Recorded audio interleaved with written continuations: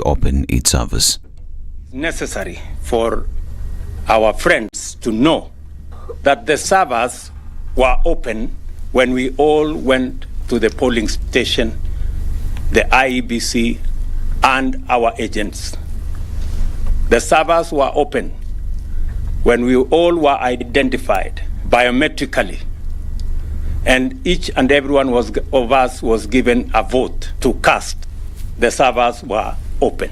It is also true that when the counting was done and the results were posted on the portal, the servers were open. It is also true that when the IEBC was tallying results at Bomas, the servers were open. It is also true that when the matters went for validation in court, the servers were open.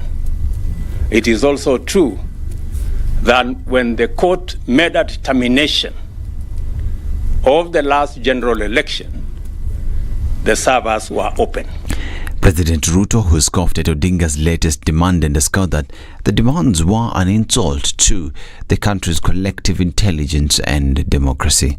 And let me, for the record, paraphrase Bob Marley, who said, "You can fool all the people sometime, and you can fool some of the people all the time, but you cannot fool all the people all the time." The Azimio la Umoja One Kenya coalition leader, during the brigade anti-government rally at Jivanjee Gardens, Nairobi, asked IEBC to open its servers and clear the air on the transparency of the August 9th, 2022 election. And Deputy President Rigathi Gachagua has now turned his guns to the media, accusing sections of the press of being sponsored by those he described as milk cartels. The Deputy President, who has been under siege for declaring that the Kenya Kwanza government is a private company, reiterated that state appointments should be reserved to those who voted for the President William Ruto's administration. Deputy Gachagua spoke during the funeral service of the late Nancy Muthoni, wife to his brother-in-law in Gatanga, Murang'a County. The Directorate of Criminal Investigation has summoned former Interior Cabinet Secretary Fred Matiang'i for questioning today over false information on an alleged police raid at his current home. The agency stated that it is investigating allegations of publication of false information contrary to Section 23 of the Computer Misuse and Cybercrimes Act 2018, among other offences in regard to the alleged raid at his home on February 9th. The agency said that failure to comply with the requisition constitutes an offence liable to prosecution. This comes 2 days after the agency summoned Matiang'i's lawyer Dunstan Omari over what it described as false claims on a similar charge. Reports you're getting is that Matiang'i has responded and apparently he is out of the country.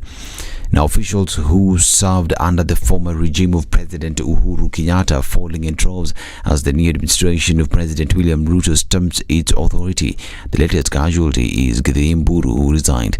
Mburu was unlikely to survive in office to serve under the newly appointed board chairperson Anthony Mwaura, who battled multiple tax cases when Kenyatta was in office in what Ruto's faction termed as political persecution. Rispa Simiyu, KRA's Commissioner for Domestic Taxes, was named to the position in an acting capacity. Pamela Ahago was assigned the domestic taxes docket. And the Commission on Revenue Allocation has expressed fears that if the budget policy statement is passed as it is, it may weaken devolution. Speaking before the Senate Budget Committee chaired by Mandera Senator Ali Roba, CRA's Finance Director Lynette Mutinda said the proposed allocation of 385 billion shillings is insufficient and not commensurate with the 3.3 trillion shillings national budget. She proposed that Parliament adopts CRA's proposal to add counties 37.4 billion shillings to increase the allocation to 407 billion shillings. Mutinda further stated that the Commission was concerned over a huge chunk of money that is retained at the national government for functions which are devolved, such as health and agriculture. Now, it is a reprieve for farmers as the National Cereals and Produce Board has announced that they have increased the prices of buying maize from farmers. We'll continue to follow up on this story more in an hour. I'm Dennis Aseto. Good morning.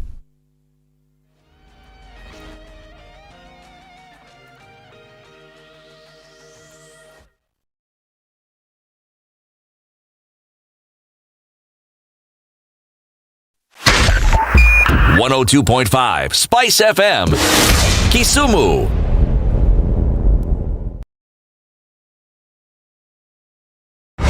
The following takes place from 6 a.m. to 10 a.m. every weekday on Spice FM.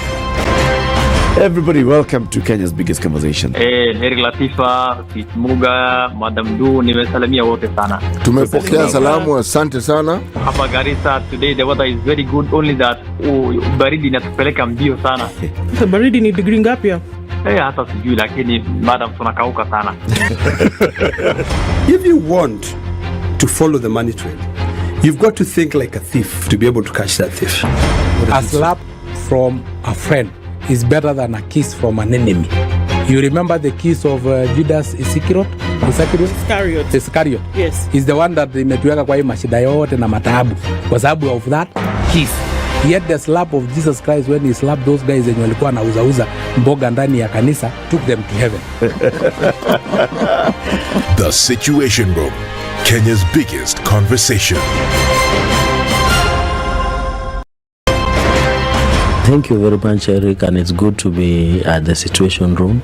Always a pleasure coming here. This is the most challenging interview panel in Kenya. You guys are very well informed, and as you can see, Charles today very philosophical. To be poor in this country is the greatest sin you can commit, not just from a legal perspective, but from life generally. Yeah. It is very, very skewed. We just heard on the floor of Parliament, just most recently, a leader within the ODM saying that sisi ni ng'ombe za baba. Yeah. Which means that you are willing to be milked dry. Hapo. You cannot force me to believe. I'll give way. If it's land that I'm told to return to you, I will. Okay? Because the court has said so. But I'll continue saying, watu wamenirusha. That's all that I'm doing. The Situation Room, Kenya's biggest conversation.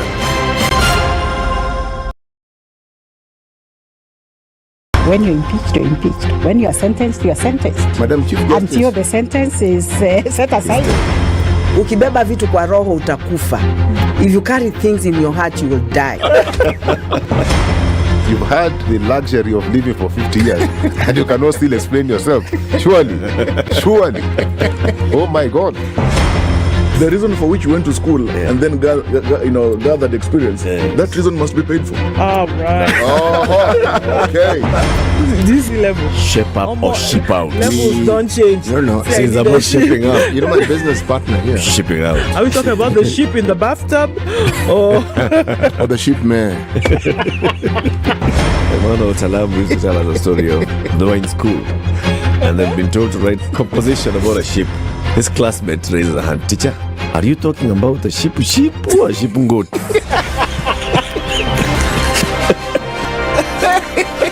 The Situation Room, Kenya's biggest conversation. Good morning and welcome to Friday. What are we looking at? A little bit of traffic on Mombasa Road. You know why? It's because they're looking at working on a little bit of a stretch just around the expressway.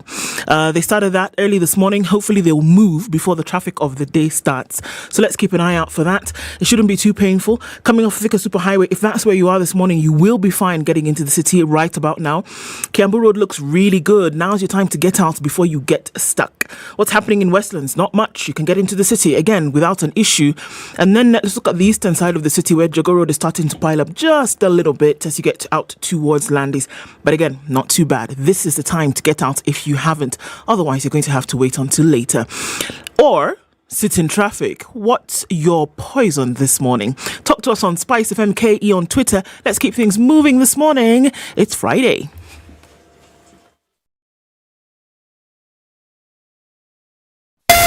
Spice FM, Malindi.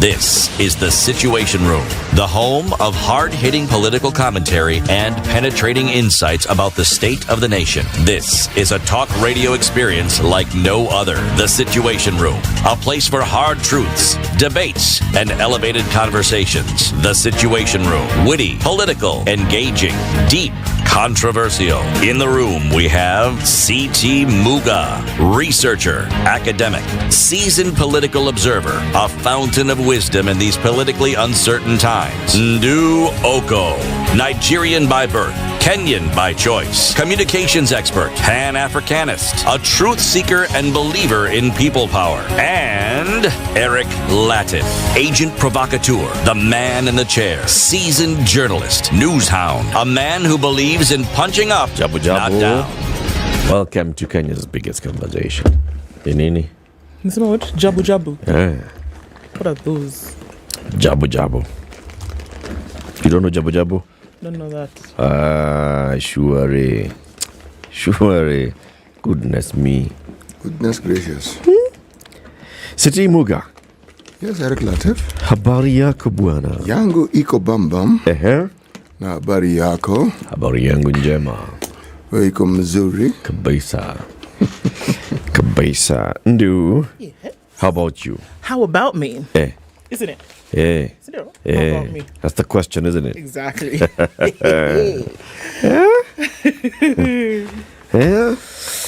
Nasikia jana Manu ilicheza vizuri sana.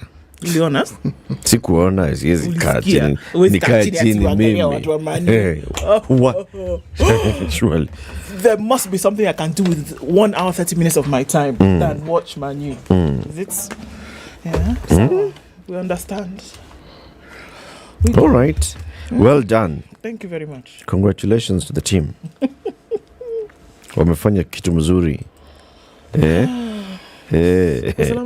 Mimi niko fresh kabisa. Sina maneno yoyote. Yes. It's been warm days. Yeah. The skies are still rumbling, Sha. Sindio? Hey. Okay, we're still waiting. So prayers have been done. The clock is ticking. The calendar is moving. We're waiting for that to happen. Everybody, welcome to Kenya's biggest conversation. Today is Friday. Happy Friday, the 24th day of February. Huu mwaka. Wa? 1900 baba. 1996. I don't understand. Sawa. Let me tell you what we'll be discussing today at 7 a.m. All right? So there is a lady who was appointed by the president to a cabinet level position. She's not in the cabinet, but it's a cabinet level position. I don't know whether she sits in the cabinet, but she holds a cabinet level position. And her role is to be the president's advisor on women's rights. Okay? Her name is Harriet Chigai. She's an advocate of the High Court. She'll be joining us at 7 o'clock to talk about gender parity. Who holds the reins? How are we doing? In hiyo maneno yote? Yes? 7 o'clock, Harriet Chigai joins us. Is her office in State House? She'll tell us. She'll tell us where she sits. At 8 o'clock, let's have a conversation about the Global Hunger Index 2022 report for Kenya, food systems transformation and local governance, and we're joined by two people. One of them is Sidi Otieno. He's the Secretary General of the Kenya Peasants League. Did you know there's something like that? I was just about to ask you. Kenya has a Peasants League.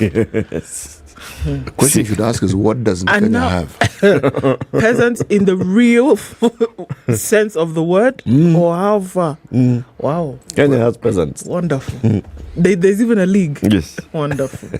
Okay. So Sidi Otieno is the Secretary General of the Kenya Peasants League. This I want. He'll be joined in the studio by Felicitas Mwalia. Felicitas is the project officer at Route to Food Initiative, which is an initiative by the Henrik Ball Foundation. 8 a.m., the two of them will be here. Let's talk about what they've just produced, Route to Food, the Global Hunger Index 2022. 9 o'clock, the persons living with disabilities and the journey of donation. We'll be joined by two gentlemen. One is David Talbot. He's a founder of an organization called Crutches Africa org. And DJ Herbert Yongo, who is the logistics manager at an organization called DDF. He'll be coming here to talk about what CT was telling us about a couple of weeks ago, where you met a friend of yours. Called Max. Who? Huh? Yes, and these organizations, Crutches for Africa, and what they do and what they've been doing for a long time, and why they do it, trying to meet the needs of people who are living with disability. In fact, when I had a chat with his partner in the US, Dave, Dave said, people who have legs and walk forget that mobility ought to be a right for everyone. There are people who, for one reason or the other, disease, accidents, don't have legs and can't walk, and yet they need to be mobile. So there is that need. Now, they have been seeking with every energy they have and every moment they have to try and ensure that people who have those problems have the right fulfilled so that they can actually be mobile. Yes. So the two gentlemen will be joining us at 9 a.m. to tell us about what they've been doing. And those rights, indeed, let's highlight them. 16 after 6, Ndu, tell us about COVID. So it's interesting because the Ministry of Health no longer reports on COVID, right? We're looking at the fifth day. The what? The Ministry of Health no longer reports on Why? COVID. No, sorry. Just go ahead. Since when? About a week now, in terms of updates. We're looking at the things which for them have taken a little bit more priority, looking at what the Global Fund is doing in terms of malaria prevention and then treatment, looking at cholera, looking at management of systems, looking at, working on a number of other things, but COVID is not front and center the way it used to be before. We're now at day 5 of 0 reported cases. How do we know there are 0 reported cases?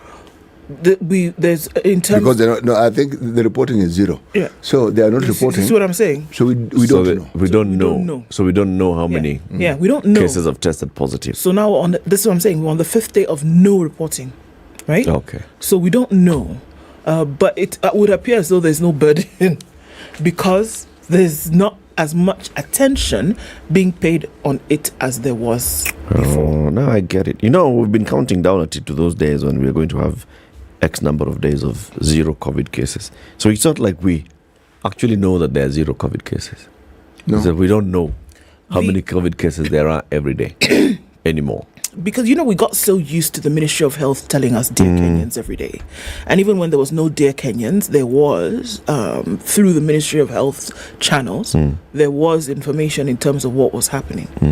It's interesting because, in the last couple of months, it's, been dithering here and there. And then now we're at the point whereby, we will look at other sources to see what's happening in Kenya, but it will be interesting to know how they're then getting their information if the ministry here on a local level is just talking about vaccinations, which are very important, but vaccination and immunization is a thing that the Ministry of Health is very concerned about. Okay, COVID-19, the epidemic has basically ended, but it's not completely over in China. In Beijing, health authorities said yesterday the country's COVID-19 epidemic has basically ended, but it's not completely over, as it has now done what? It has found 7 imported cases of the highly transmissible XBB.1.5 variant. Speaking at several departments, the officials talked about a major decisive victory over COVID. It has set examples for populous nations in terms of prevention and control. China's top leaders declared a decisive victory over COVID. So they've come out officially and said they've claimed the world's lowest fatality rate, which seems to be true, although experts question data. So China said, look, the world, we've had the lowest rates on this side of the world. Those who've had higher rates are saying, no, your data is not correct. Many more people must have died, and you're just not telling us that they died from COVID. Why should we believe you? After all, your reporting systems are flawed. China says, you know what? You can say whatever you want, but in terms of fatalities around the world, we have the lowest. We've also shown you that populous nations can actually get this thing right. So you guys need to check your own. We're not even concerned about you. We're just telling you what we've done. So we, the world, number one, thank you very much. And they're saying the only issue now that they have is this highly transmissible variant, and they're not quite sure how to deal with it, but the surveillance teams are up. They've counted 7 new cases since the 8th of January, and they're working on that. But, China is open for business. Thank you very much. Okay. It is. We are also open for business. 20 minutes after 6, we are live streaming the show online, as we always do. If you are awake and you have access to your social media handles, go to SpiceFM KE on Facebook or YouTube or Twitter and tell us where you are tuned in from this morning. Sawa. After we take a look at the weather forecast, we will acknowledge your presence by reading your messages. Good morning. This is the Situation Room, the only way to start your day. This is Double O Direct, woman host, music by women and only women guest. If COVID could mutate and evolve 6 times over the last 2 years, how many versions of yourself have emerged in the last 2 years? Do not, and you don't have to give anything to get ahead. All you have to do is give out and show out your talent. Catch Double O Direct every Saturday from 10 a.m. on Spice FM. 94.4 Spice FM, Nairobi. This is one of the best ways to spend a Saturday. We're looking at clear conditions in Nairobi this morning. We'll see at 17 degrees, we'll go to highs of 24 and rather highs of 29 and lows of 16. Looking into Nakuru, 14 and mostly cloudy, highs of 30 and lows of 14. It's 11 and partly cloudy in Nyeri, going to highs of 29. We'll see highs of 28 in a partly cloudy Eldoret at 12. Looking into Mombasa, it's mostly cloudy at 25, highs of 32, and we'll see highs of 31 in Malindi, where it's mostly cloudy at 26. It's 21 and clear in Kisumu, highs of 31, and we'll see highs of 32 in Dar es Salaam, where it's cloudy at 25. 25 and mostly cloudy in Mombasa, highs of 32, and going to highs of 31 in Malindi. Kisumu is mostly clear at 21. It'll see highs of 31 and we'll see highs of 33 in Kakamega. Mostly clear conditions in Kampala, going to highs of 28 and it'll go to highs of 32 in Dar es Salaam. Johannesburg is partly cloudy at 14 with highs of 27 and we'll see highs of 33 in Lagos, where it's mostly clear at 27. 24 and mostly cloudy in Kinshasa, highs of 31, and at 5 degrees, Beijing is sunny Friday afternoon, going to highs of 5 and lows of -5. It's 8 degrees and cloudy in Paris, highs of 10 and lows of 2. 2 will also be the low in London, which is what it currently is, and it'll go to highs of 9. While New York Thursday night is cloudy, we'll see highs of 8 and lows of 4 come Friday.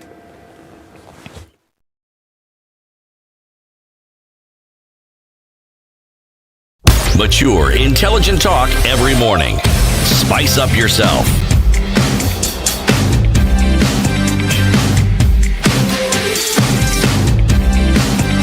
Mornings done right.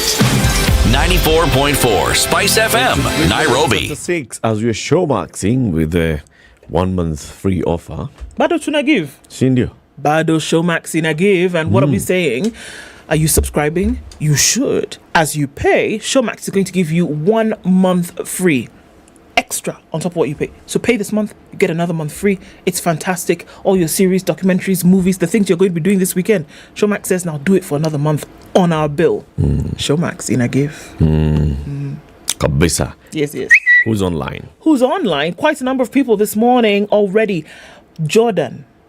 You know where Jordan is? Not Michael Jordan. Like Jordan, the country. That's where Manu is tuned in this morning. Interesting. But Jordan is in Bungoma this time, not the Jordan for the other side near.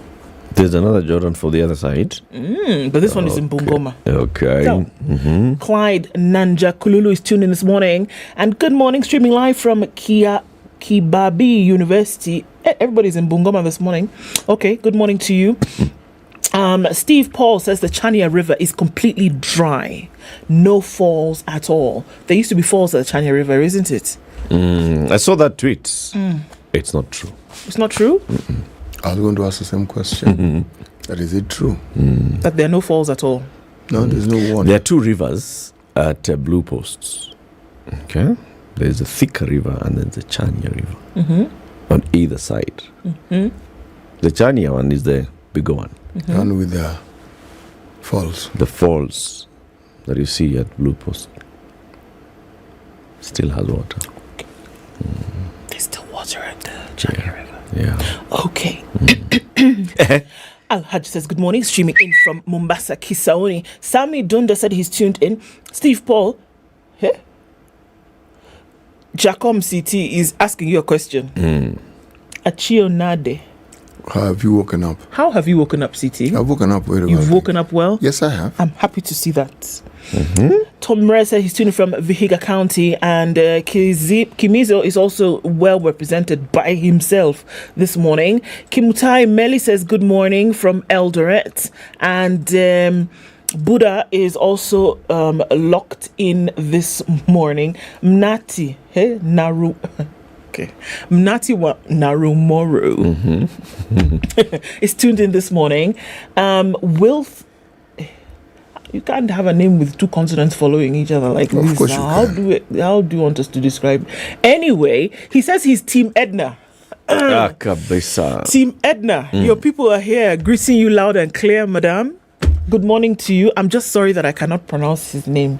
Okay. Habari Osiku, Osman Abdi is asking, good morning, people. I must say that I'm a #1 fan of this exquisite show, and someone should reward me for that. Okay. Ndu, kindly tell Siti to greet me. He is my mentor, Chiniamaji. Siti, please greet Karu. Greetings, Karu. Very good. You're happy now, Sindio? Okay. What time is the first lady arriving? 7 o'clock. Good morning, my favorite gang, my favorite people. Good morning, sir. City, I want to send you... Okay, this is Moniz Janeth, your other guy in the Philippines, eh? He wants to send you some of our products, like 3-in-1 coffee made in the Philippines. So, Thank you very much. After this... Very kind of send your address and he can do like that. Okay. Good morning, Ijuma Karim. Favorite morning crew, Edna. Hey, Edna, today is shining like a star. It's not even funny. Professor C.T. Muga, Eric Latif, Ndu, Weekend Gemma. Cleophas Anam says good morning from Kolweni, Nyakach sub-county. Hey, there's okay. The last part I cannot read it. Solomon, good morning. Kinyanjui says good morning, Team Spice. Locked in from Kilifi. Berry says also good morning. Happy to be listening in from County 001. That's Semboja. Good morning from Nyeri County. I love the triplets of radio. Good morning, my people. Are we going back and forth politically? What's going on, Jane? Fafanua, elucidate. Okay, we see you guys this morning. Thanks for joining us. Karibuni sana. Welcome, everybody. City Muga? Yes. Do like that. That is precisely what I am going to do. Like that.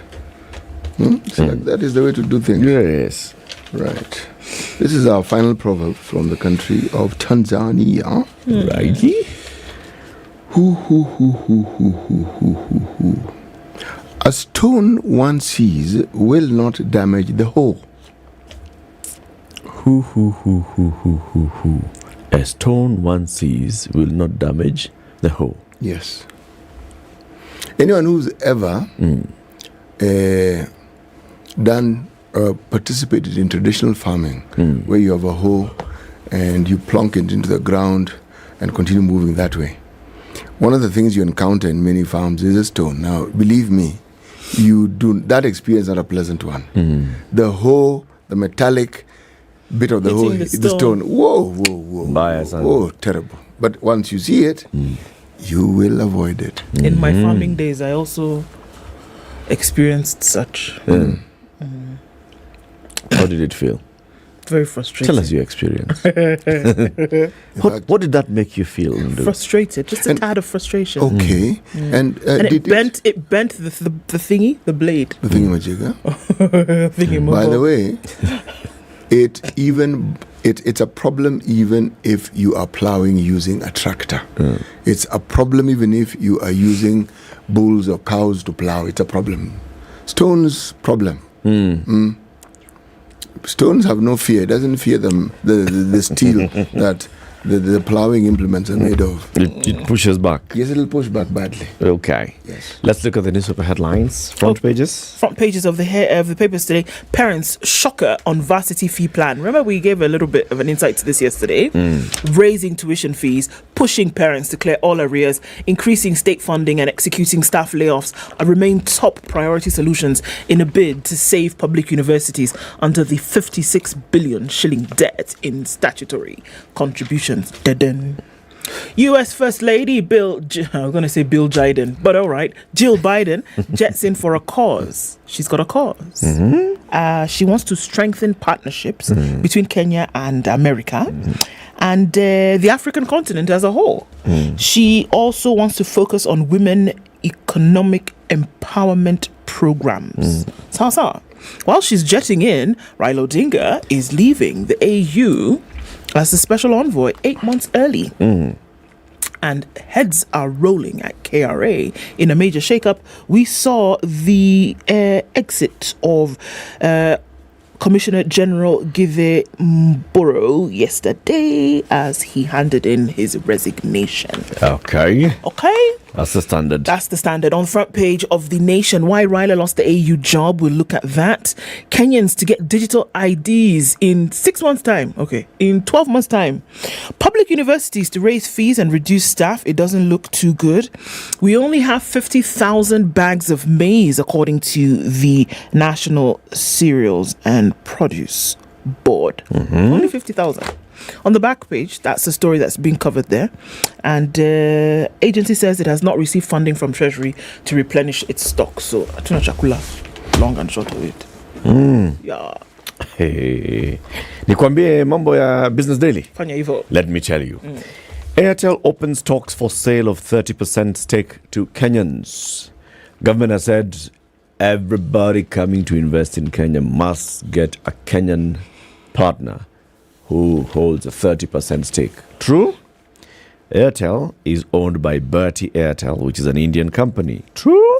Now Airtel says, okay, so in compliance with that, we have a March 2024 deadline. We are going to comply with this, and we shall then be asking for Kenyans to take up 30%. The policy, it has increased the local ownership threshold from a minimum of 20%, a cap that has been in place since 2008. Airtel Africa CEO Segun Ogunsanya said yesterday that Shegu Ogusonya. Sasa wanaandikaje Sanya alafu wanasema Sonya? It's Yoruba. Why is it? Why you pronounce it? Shegu Ogusonya. Why put the N? You can't pronounce the N. I beg move, Joe. Read the thing.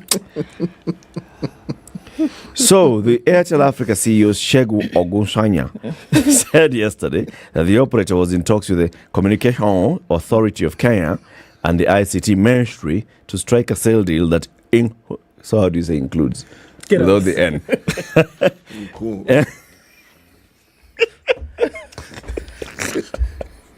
You get the gist of the headline, okay? All right. The other headline, why Mboro cut short 5-year KRA term after 8 months. An unfriendly new government and a board headed by an assertive chairman forced Githu Mboro to cut short his fresh 5-year term amid a fresh shakeup of the KRA C-suite. He opted to resign less than 8 months into his new term in changes that have seen the KRA board replace 3 of 7 managers on the agency's top executive team. That's it. There is the Nairobian. City, you have the Nairobian. I do. Nairobian? No, you have the Nairobian. Let me tell you the notes in the headlines of the Nairobian. Death lurks on the streets. Cold blood. The death of Lilian Waithera, the mysterious killing of Lilian Waithera, the NHIF lady who was shot in the streets of Nairobi, brings to memory cases of women found dead with no motive or suspect being found. And they've given this coverage on page 4 and 5, and they look at other women who just mysteriously died. Yeah. So it's an interesting story there on the Nairobian. Yeah. Hiya, tell us about the Star? Yes, the Star. Well, every Friday, the right-hand corner isn't green. What is that color you had yesterday? Terracotta. Terracotta. So today's right hand is... come on, City. Live and learn. Siasa. Banditry battered economy. Drought. President's delicate balancing act. That's in Siasa. Where? 2 and 3 of Siasa. It's a pull-out on Fridays in the Star. Then the same headline as in the other papers, the Star refers to it as KRA purge Ruto sacks Uhuru team. Yeah. Okay? Right. And they also say last year, he replaced Mudaura as taxman chairman. Who? Ruto replaced... Mudaura was chairman of KRA. Yes. The gentleman who's now chairman is called Maura. Okay? Right. Then, on the left side of the front page, is ICC lawyer's widow in battle over property. That is Paul Gisheru's widow, Ruth Nyambura. Okay? But what's the story, though? Is it again? Please, you'll tell us. Because I've never really actually gotten to understand. I just hear the headlines. Today, please. Every details we do the She was traffic. asking for some money before. If money was frozen, she wanted money to do what? Okay. So you're going to traffic or you're yeah, let's do the traffic, okay? Let's do that. And as we do that, fly better with Emirates. Don't just think of flying. You think that you're come on. Dege una. Flap wings. No. Glide. Glide. Enjoy. Yes. Stress free. Imwaka. Sikusumbuliwa. You think of flying, think business class or first class. YOLO, my friend. Go pay and get up there. And you will be in a hotel up in the sky. And when you land, you'll tell us about it. Don't just get into those things that goes... They tell you there's a kabag there that you can pick at the front of your seat because of what the kind of nonsense that they've taken you through. Fly better with Emirates. 23 to 7.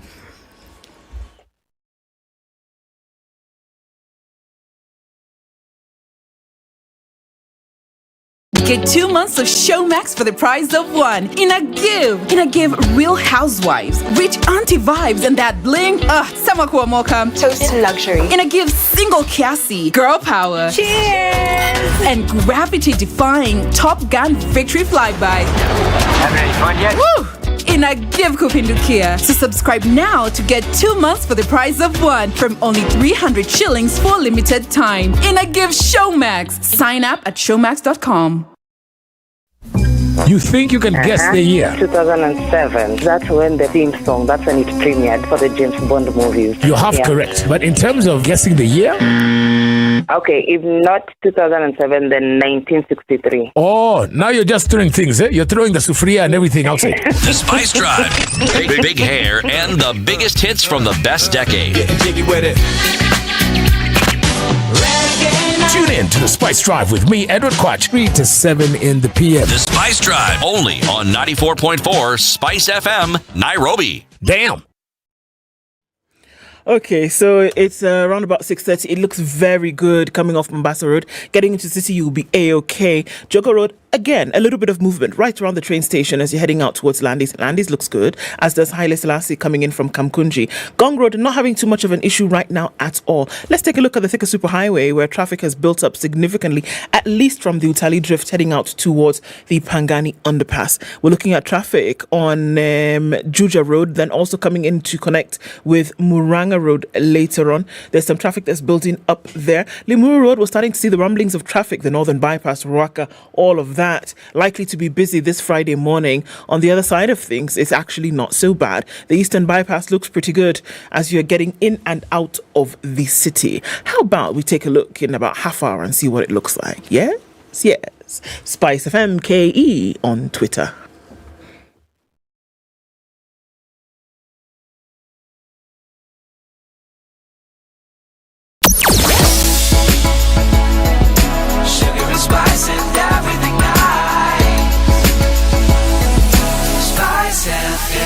Spice up your life. Mature, intelligent talk every morning. Spice up yourself.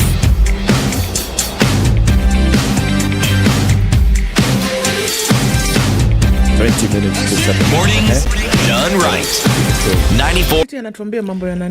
Oh, let's start with that one. Okay, the story is actually on page 4 and 5 of the Star. Yes. Yes. The widow of lawyer and ICC suspect Paul Gisheru has accused her in-laws of taking over the management of her husband's properties, including their matrimonial home. In a new application filed in court, Ruth Okabi has sued her mother-in-law, Josephine Jeroge, and her brother-in-law, Joseph Njoroge. Okay, that is a story on page 4 and 5. And this thing got complicated. So now the lawyer's family, extended family, are the ones. Yes, she's even claiming that they broke into a matrimonial home in Eldoret and taken stuff. Through her lawyer, John Haminwa, she wants the court to bar the two from meddling with the estate of her late husband. In particular, 5 pieces of land in Eldoret. Some have houses, Nakuru, Cedar Lodge, shares in Cedar Dairies, and a motor vehicle. Wait, Edna, uko sawa? Umeniweka kwa kamera sana na siti ndio anaongea.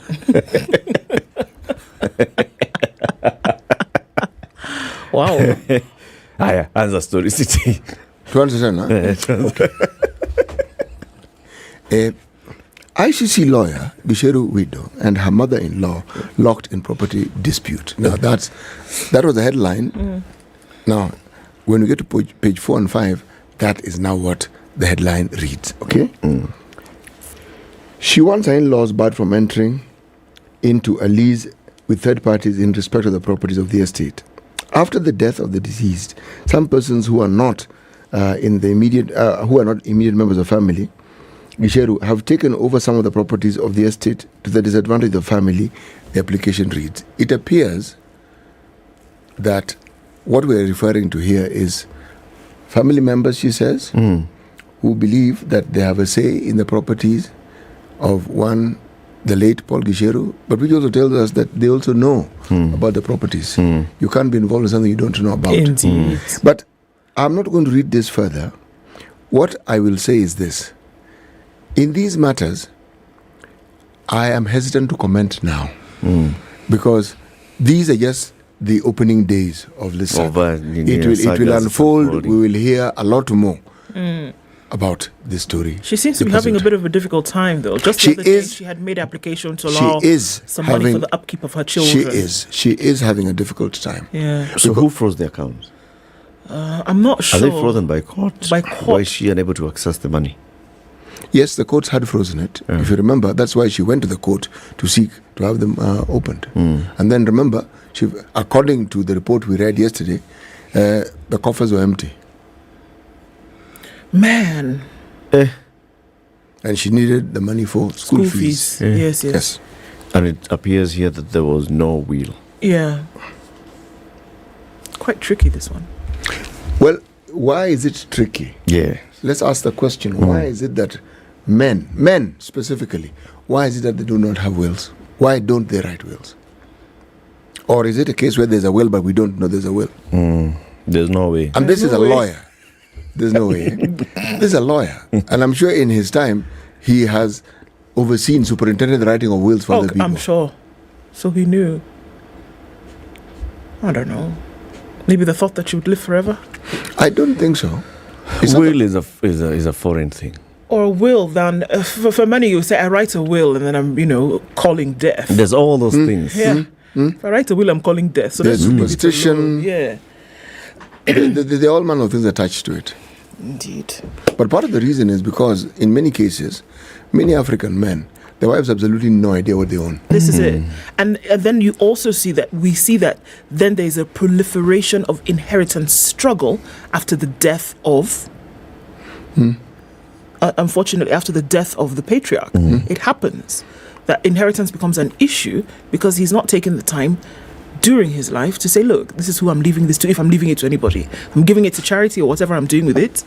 So have we gotten there yet as Africans? Do we give to charity? Nani, the other day, this gentleman last year, who owns a big industry here on Mombasa Road, gave all his property to charity. Manu Chandaria? No. Who? Manu Chandaria didn't die. No, not dead. No, but in his death. He has put a lot of money into charity. The former owner of Mastermind. Gave all his, even with wives, 2 of them, Let me tell everything that he owned to charity. Yes, that's one. But even when there's a will, there's always a wrangle. Always. It's true. Yeah. It's true. There's always somebody who pops up and says, I am the No, first of all, they begin even the ones who are listed. Even ones who are listed fighting will, amongst they themselves. start fighting. Are we not still seeing that Kimemia is fighting over still till today? And this is the thing. Inheritance wars are a thing. You're talking about today. Kimemia, Koinange? I mean, 60 years down the line. Jenga Karome. Took a while. It is a thing. It is. Wow. Very sad for that one. It's tragic. Yes, it is. Let me tell you the story of a young officer who's been sentenced to death over the killing of his lover. A police officer yesterday was found guilty, rather not yesterday found guilty. He was found guilty but was yesterday sentenced to life imprisonment. A police officer found guilty of murdering his former lover in Navaholo in Kakamega in 2019 has been handed a life sentence. Patrick Nyapara, an administration police officer, went to the armory, took a gun, went to his lover's home, shot her in the head, and she died. He was to be sentenced last week, but for the lack of pre-sentencing report from the probation officer, saw it moved to yesterday, when he was sentenced, or rather when the sentence was handed down to him. Justice William Musyoka said Nyapara, who was in charge of the armory, acted against the law by failing to register the firearm before taking it and proceeding to the house of his victim, where he shot her in the head. He said that there was a clear indication that he had clear intent of killing the deceased. The accused person deserves the maximum penalty available under the circumstances, notwithstanding that he's a young man, because this was the prayer of his defense, that he's a young man, he's a first-time offender, and that he still had quite a lot of his life and ahead of him, and that he was highly remorseful, and it was quite a regrettable incident. Judge didn't buy it. He said it left the court with no choice but to give a life imprisonment, since the death sentence had been declared unconstitutional. Nyapara is to serve the rest of his life in prison for murdering Christine Maonga. The judge added that the pre-sentencing report by the probation officer painted a general picture that the accused person was generally humble. However, he said, the accused is a convict of murder. The facts point to a deliberate and conscious act of causing death. In this case, the accused was on duty as an armorer, and on the material day, he took a gun in the armory, which he did not sword in the armorer papers, and walked with it to the home of the deceased and fired a shot at her using the gun. It is important to note that he shot her in the head. He had a clear intent to cause death, which points to a planned, cold-blooded killing, for which the perpetrator must pay the ultimate price to atone for the offence and act as a deterrent to him and others who may be of like mind. Hey. I'm telling you, I got shivers. Humility notwithstanding. Nothing. Age, humility, remorse, regret. No. You did it. You did it. And you clearly had time to think through your action. Yes. Wow. Yeah. The Nairobian has interesting stories, eh? I'm sure it does. Well, there are those ones where you'll find, for example, page 22, why men are going crazy because of something the Nairobian is calling the Big Bam theory. But there's a story on page 7, how Nyandarua killed Shosho. Sorry, what? Nyandarua killed Shosho. There's a woman who's fondly referred to as Shosho by people of all Kalau. Ah, yes. Her name is Anne Nyamburandogire. She was 76. She died last week. So this is a woman who's credited by many people in Ol Kalou of transforming their town. So this is what happened. Francis Kimemia becomes governor after 2017 election. He goes ahead to start fulfilling a pledge that he had made, that I want to upgrade our towns so they can look better and attract more investment, right? Luckily, the World Bank comes calling and awards the county 665 million shillings to upgrade main towns of Nyandarua County, as well as initiate other projects. Among those projects are tarmacking of roads, installation of takabro, and street lighting. This gave life to the once dusty town of Ol Kalou that had for a long time been neglected by successive governments. Ms. Anne Nyamburandogire fondly known as Shosho, is among those who get their contract to do the work. She goes to a bank. She borrows 65 million shillings loan, and she does the work. Now, going to ask for money from the county government becomes another long story. At one point, she chained herself for the county headquarters, saying, I'm not living here until I get paid. It became a whole story because people of Nyandarua are like, surely, a woman in her 70s, and come on, can we just pay her? County government did not pay her. When you talk about pending bills, they're the things that we're talking about. Bank came calling, we want our 65 million shillings, you have not been repaying. They attached her property, including a home in a 5-acre piece of land. Now they had to go to family and friends to say, please guys, let's changa some money, at least to save some of this property. From that point, the woman just started deteriorating health-wise. She developed blood pressure problems. She died last week. Good Lord. And people of Nyandarua are saying she died because of the stress of what she went through. She was okay, she was living well, she had property, she had worked, she applied for a tender, she delivered on the tender. She was not paid. This is a story that is not the only story in this country. Oh my God. Can you imagine? Sorry to sound crass, but is it still a pending bill then? Yeah. It is. Yes. In yesterday's paper, there were people who alleged that the county government of Nyandarua said that they had actually paid in full. Who? This lady? Well, said Nyandarua government. Yes, Nyandarua government said they paid this they lady. were saying they had paid. Okay. There was an article indicating that. Unfortunately, it is difficult to believe. You know why? The history of non-compliance when it comes to the payment of bills that are due are well recorded with the ever-increasing what we call pending bills. Yes. Because if payments were being made as county governments or some county governments claim, then the pending bills would what? Reduce. Yes. True. They don't reduce, they increase. That's true. So it means people are not being paid. Yes. The current governor, Kerry Badilisha, is quoted here saying he was saddened by the death, and it came at a time when the county government was conducting an audit of the pending bills. He's quoted as directly saying, we were in consultation with her, and once the audit was done, we were ready to pay her. It's sad that she's no more. We had a mutual understanding on legally resolving this issue. It's a very discouraging thing. That is why my government is working to end the menace and shame of pending bills. Okay. See? No, His Excellency has spoken, but other excellencies have said the same things before. Thank you. Yes.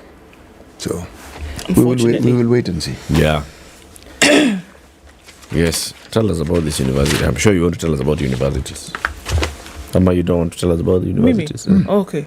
Because you were looking in that direction, so I was looking at the paper. Okay. Public universities are going to raise fees and they're going to reduce staff. 56 billion shillings in statutory deductions have not been paid. That's a bill. They're looking at how we're going to ever make this work. So, well, there was a few things going on in Shanzu yesterday. The Education Cabinet Secretary Ezekiel Machogu and his PS Belio Kipsang were at the first biennial Kenya Universities Fund Conference 2023. This is all coming up, that tough times lie ahead for students and staff in public universities. Hold on to that piece of information, and now let me give you some prerequisite information. 800,000 students who completed their secondary school education last year. Some of them are waiting to see if they will get into university. That's still up in the air, as it were. Okay, moving forward. Institutions will be forced to, number 1, increase tuition fees. Number 2, reduce their bloated workforce. Number 3, lease out some of their properties. Number 4, engage in public-private partnerships. And number 5, find innovative resource mobilization strategies to stay afloat. They must do one or all of those 5 things in order to still remain as institutions of higher learning. If they do not, they go under, and it was clear that if they don't go in this direction, things are going to get thick. This is all while trying to maintain the student load that they have and bring in more students who are waiting for placement in the many universities across the country. Yes? Okay. That is the only way that they're going to be able to reduce their debt while doing some of these things. These were some of the drastic measures proposed yesterday at the start of this 2-day conference, which concludes today, where vice chancellors from all public universities were in attendance. According to Ezekiel Machogu, who is the CS Education Ministry, he said many of the universities face challenges in paying off staff salaries and their suppliers. The debts continue to pile by the day. This sorry state of affairs is a threat to universities' ability to perform their primary mandate of teaching and research. So it has taken away from their attention towards teaching and research while they're trying to find out how do we settle our debt and keep afloat. Yeah. So if action is not taken, it's just a question of time before we experience a total collapse.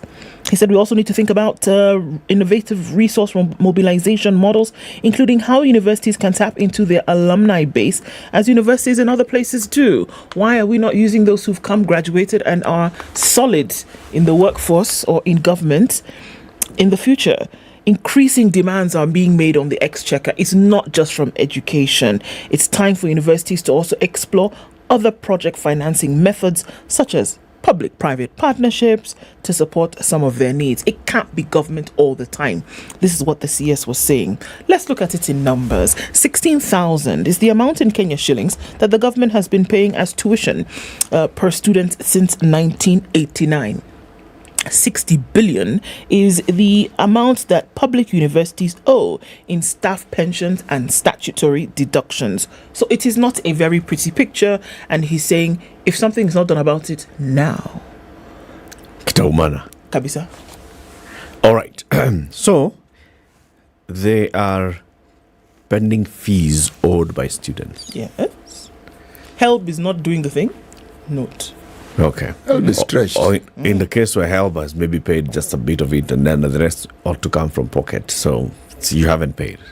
And they're saying we are going to enforce that. You pay in full. Kila mtu alipe. Yep. Pesa yote sahi in full. And then what they've been pushing for, which is an increase to the amount of school fees, then is also implemented. Pay your arrears, increase school fees, reduce staff. Okay. Is there any talk about the government increasing its payment? No. Its contribution? No. The CS says there are too many demands on the exchequer. We've been giving this money. We'll continue giving that money. Don't talk to us about increase, because this is what he said very clearly. That there are too many demands on the exchequer. We can't go back to them and say now, raise some money. We are asking you as institutions now to be proactive, because it cannot be government, everlasting, milele na milele, solving your problems. That's nonsense. You can't have a situation where people are paying more tax or being asked to pay more taxes, and you're telling us that the status quo for a need that is clearly there, you have more students, you have more people who need the help, and you're telling us you can't go back to the exchequer. Who exactly are you supposed to go back to? Mind you, the government is supposed to fund universities up to 80%. And they're only doing right now, 36%, right? They're doing 48%. Not even... Yes. Not even 50%, just above 50% of what they should be doing. So it's hard. What is hard? It's hard for universities, number one. If government is supposed to be doing 80 and they're doing 48. And 46. Then number two, the government has reduced the pot from which universities can get students. Yes. By raising that university entry grade. C+. Okay. So basically you're saying every year you only have about 180 to 200,000 people who can come to your university. Does it look to you like there should be 100% transition to university, by the way? Does it look to you like there's a plan here? By who? By the ministry. By the ministry. The ministry's plan is to tell the universities that they must plan in these 5 ways. That's it. And they've told you. It's not a matter of time. It's just a matter of time before things go south, belly up completely. So they're telling you to do those 5 things. If you don't, then, these partnerships that they're talking about, they exist. Universities have partnerships. And then on top of that, he's giving you pressure by saying, You're supposed to be teaching and researching, and we're always here talking about There's money. very little research that is conducted in our universities. Hey. Well, this one it's a topic of discussion. It's a topic of discussion. Yes. It's where we just watch and see as it unfolds. Good morning, 7 a.m.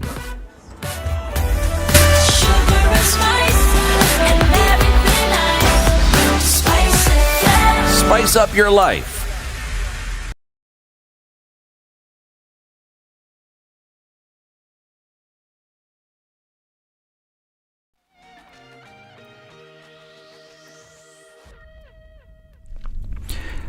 Good morning, this is News. I'm Dennis Aseto.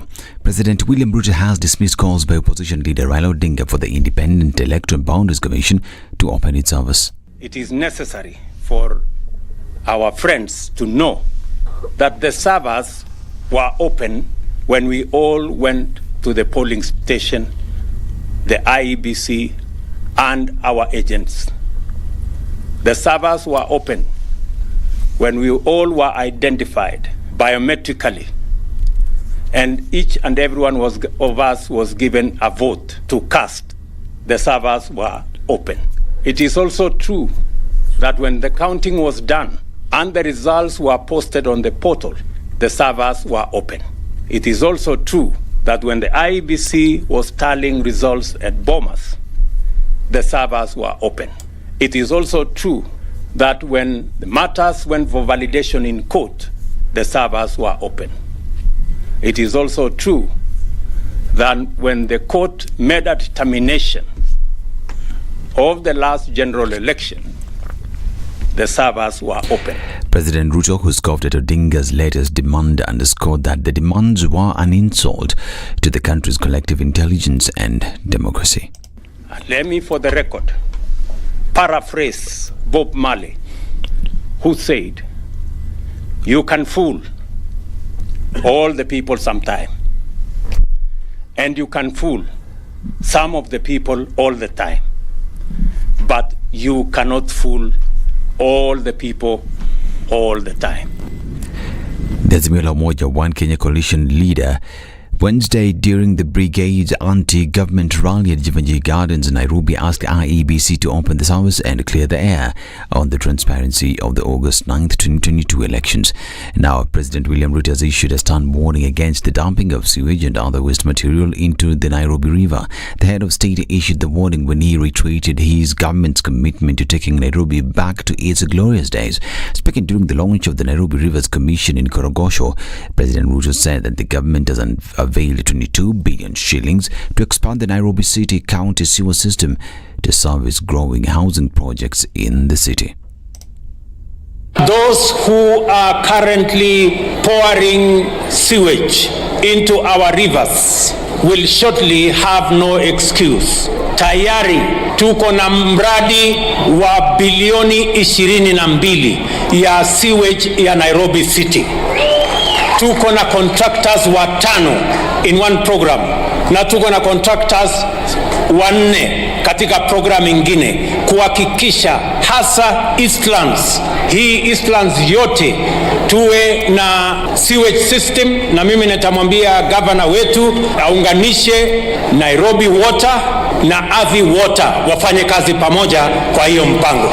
President Ruto said the pollution of the Nairobi River poses a health hazard to residents of the city and neighboring counties consuming its water. Now, the Directorate of Criminal Investigations has summoned former Interior Cabinet Secretary Fred Matiang'i for questioning today over false information on an alleged police raid at his current home. The agency stated that it is investigating allegations of publication of false information contrary to Section 23 of the Computer Misuse and Cybercrimes Act of 2018, amongst other offences in regard to alleged raid at his home on February 9th. The agency said that the failure to comply with the requisition constitutes an offence liable to prosecution. This comes days after the agency summoned Matiang'i's lawyer Dunstan Omari over what it described as false claims on a similar charge. Information getting is that the former Interior Cabinet Secretary Fred Matiang'i is out of the country. And the First Lady of the United States, Jill Biden, is set to arrive in Kenya today at 5 p.m. In a statement, First Lady Rachel Ruto said her American counterpart's 3-day visit to the country will see her focus more on strengthening ties between the two nations, especially championing women's economic empowerment projects such as double banking. Rachel said that Jill Biden will have an opportunity to learn about the table banking which is championed in the country. And US President Joe Biden has nominated former MasterCard CEO Ajay Banga to become president of the World Bank, hailing his business experience in his native India and his commitment to mobilizing private funds to expand financial inclusion and help developing countries grapple with climate change. This is Newswire. Dennis Aseto. Good morning.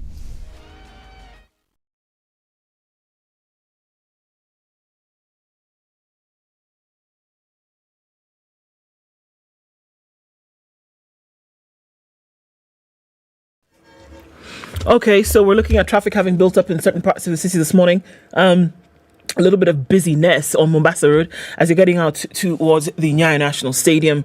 We're also looking at some traffic busy on the Thika Superhighway coming out into the city as well as Kiambu Road. Friday doesn't usually look too bad though.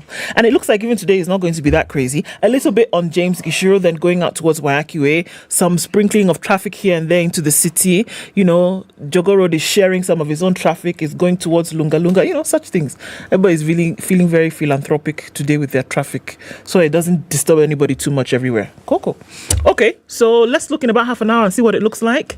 SpiceFM KE on Twitter. We want to keep things moving this morning, so let's do it.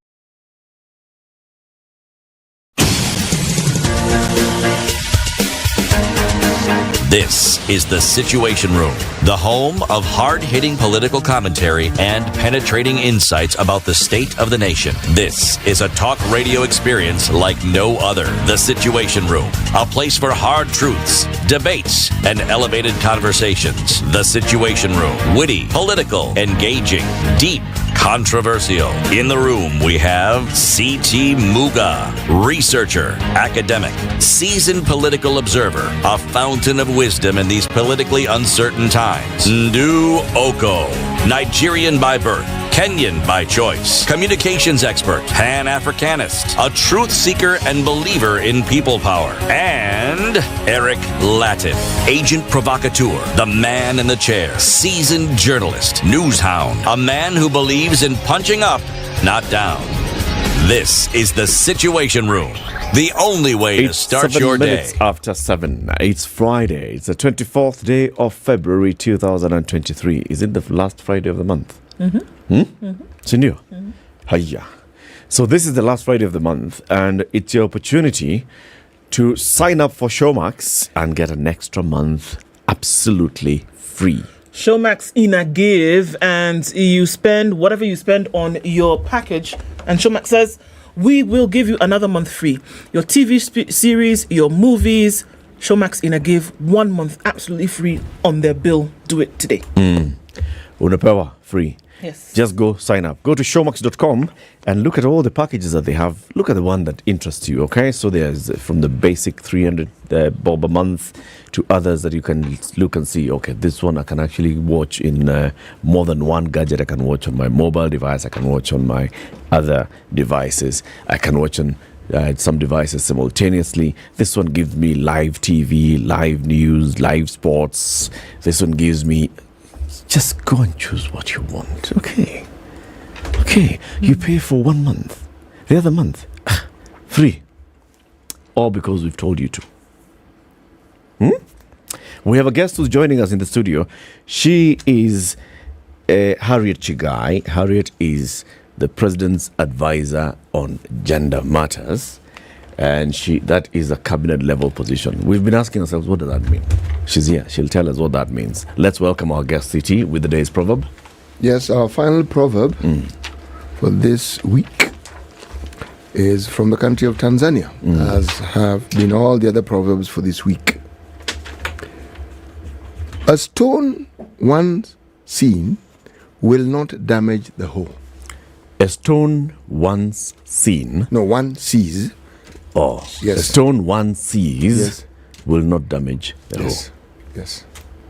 Because when you see it, then you're not gonna Yeah, you're not going to clobber it with your hoe. plow into it. Yes. Yeah. So basically, what are they saying? Open your eyes. That actually seems to be the gist of it. That you may see.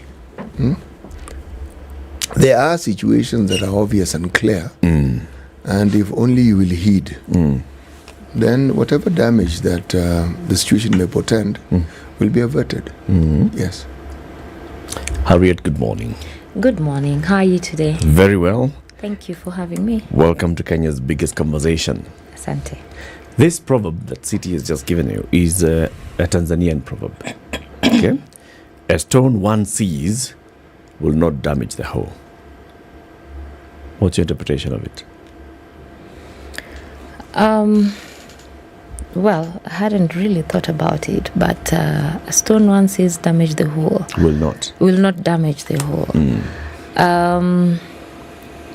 Basically, I would look at it from a societal space. That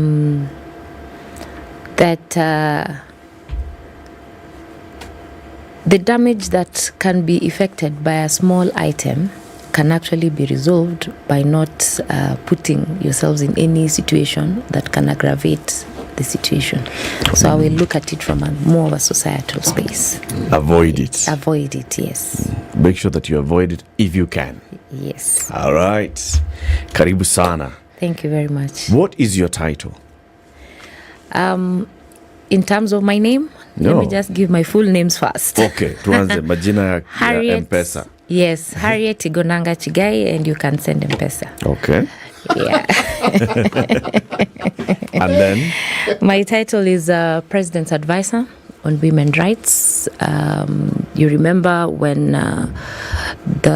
during the campaign, the president actually made a promise to Kenyan women that he was going to establish a women rights agency that will sit right in his executive office.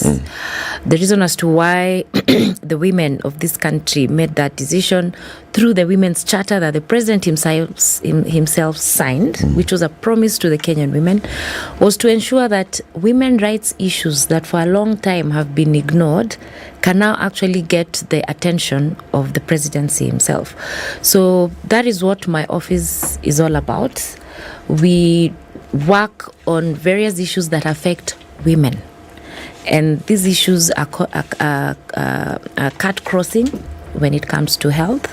You'll realize there are so many health issues that are affecting women, which for a long time, no one knows where they are sitting. So then, currently we are working on universal health coverage. So how then can we structure that program so that it can cater for women issues that for many years have been ignored? For instance, we have high maternal deaths. And when you do statistics, you're not really able to tell what is the reason as to why we are losing so many women during childbirth. What is the reason as to why we are losing so many children during childbirth? You see, if you leave these issues not attended to or not focused, we are not able to actually address them. So my work basically is to do the review. We backstop the ministries. We are able to even engage with CSOs on matters health so that we can be able to advise the government, the president, on what exactly do we need to do so that we can improve health in as far as women and children are concerned. When you look at environment issues, climate change, what is the impact of climate change on women? Should we wait for civil society to hold placards to tell us what we need to do? Yet these are things that we can actually be able to do them from policy perspective. So those are the issues that we are dealing with. Right now, you've seen HIV and AIDS. We have an influx on HIV and AIDS. The question is why? How then do we address issues to do with teen pregnancies? Do we have proper data? And with data, can we be able to address these issues up to the grassroots level? GBV. For many years, we've been discussing about GBV. Previous governments have also put measures to ensure that we reduce GBV. But the question then we're asking ourselves, why do we still, in this day and age, still talking about matters gender violence? And even as we speak right now, GBV now on men has gone up.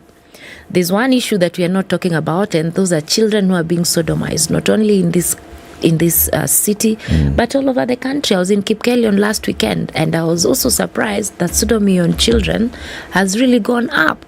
So these are issues that, for as long as we are sitting in the boardroom, we'll never get to know what is happening. Yeah. But when I remember one of my friends, Tabitha, told me when I got into office, wear rubber shoes. Put on your rubber shoes, let's go to the ground, so that you get to appreciate when we come to you and tell you we have this problem, you actually get to picture, to visualize, and actually see what is happening. And they took me to Nakuru. That was my first session that I went. And I was really saddened to find that out of 1,658 reported cases, 121 were sodomized boys between the ages of 6 to about 13. And we did a simple mathematics, and we said, do 121. These are reported. We have cases which are not reported. Yep. Multiply that by a year, by 12. Yep. Multiply that by 10 years. Those are damaged young men we're having in this country. What does that mean? You've lost a whole generation. So we have so many issues that are affecting the society that we don't get to see them or meet face to face with them at the highest level until you actually get to see them by yourselves. You get to get out to the field and get to understand these things. Because if I come and tell you GBV is very bad, you'll ask me, what do you mean? You'll actually ask me in this day and age, because in your mind, it's unthinkable. But right now, GBV has even escalated. Let me address the issue of female genital mutilation. In as much as it's a criminal offense in this country, we are now seeing cases where I was in Kisumu the other day. I went up to Migori and those environs. What we are gathering is, it is a criminal offense in Kenya, it's a criminal offense in Tanzania, but to go around the laws that we have put in place, we are now taking these children across the border or right at the border. We do the cut and we bring them back. We are also seeing situations whereby the midwives, they call the midwives or the perpetrators of this offense, are now mutilating kids at birth. And the society doesn't understand one thing, and that is why education is very important. That when we violate young women in that level, we're actually creating a whole bunch of Kenyans who are mentally ill, and we just don't get to know that. We're not connecting the dots. We are not connecting the dots. Where does this violence start? If you do a search and if you check these communities, you'll find you have a high rate of women who are always angry. Ask yourself why. They'll tell you that is our nature. But no, what you're not understanding is that there's a mental issue and there's a connecting dot to when that happened. All those things happen. So Harriet, this is the job that you have. Yes. To advise the president on this. Yes. The president said yours is a cabinet level position. What does that mean? That means that I have full packs of a cabinet secretary. It means I can address issues from a ministerial point of view. I have the leeway to make certain decisions. I have the leeway to go to the field. You have staff under you? Yes, we are in the process of putting in place the agency, and it is work in progress. So yes, I have staff under me. Do you sit in cabinet? Not yet, but it's work in progress. Work in progress. Yes. I'm asking that because the president has also created a ministry called the Ministry of Public Service, Gender and Affirmative Action, and there's a principal secretary for gender and affirmative action. How different is that from your cabinet level, from a ministerial level position? You know very well we have the gender desk, which is the PS gender, and her work generally cuts across board. The boys, gender is not about women. Let's be clear about that. Mine is women's rights. So you come to realize that there are some activities they're able to do. There are some activities we are doing from my level, but we backstop and we work together. So it doesn't mean that you're disjointed completely. And you also realize that the this current government, the running call is we must work together as one. So my work cuts across all ministries. When it comes to labor, you'll see there's an issue there relating to women's rights issues.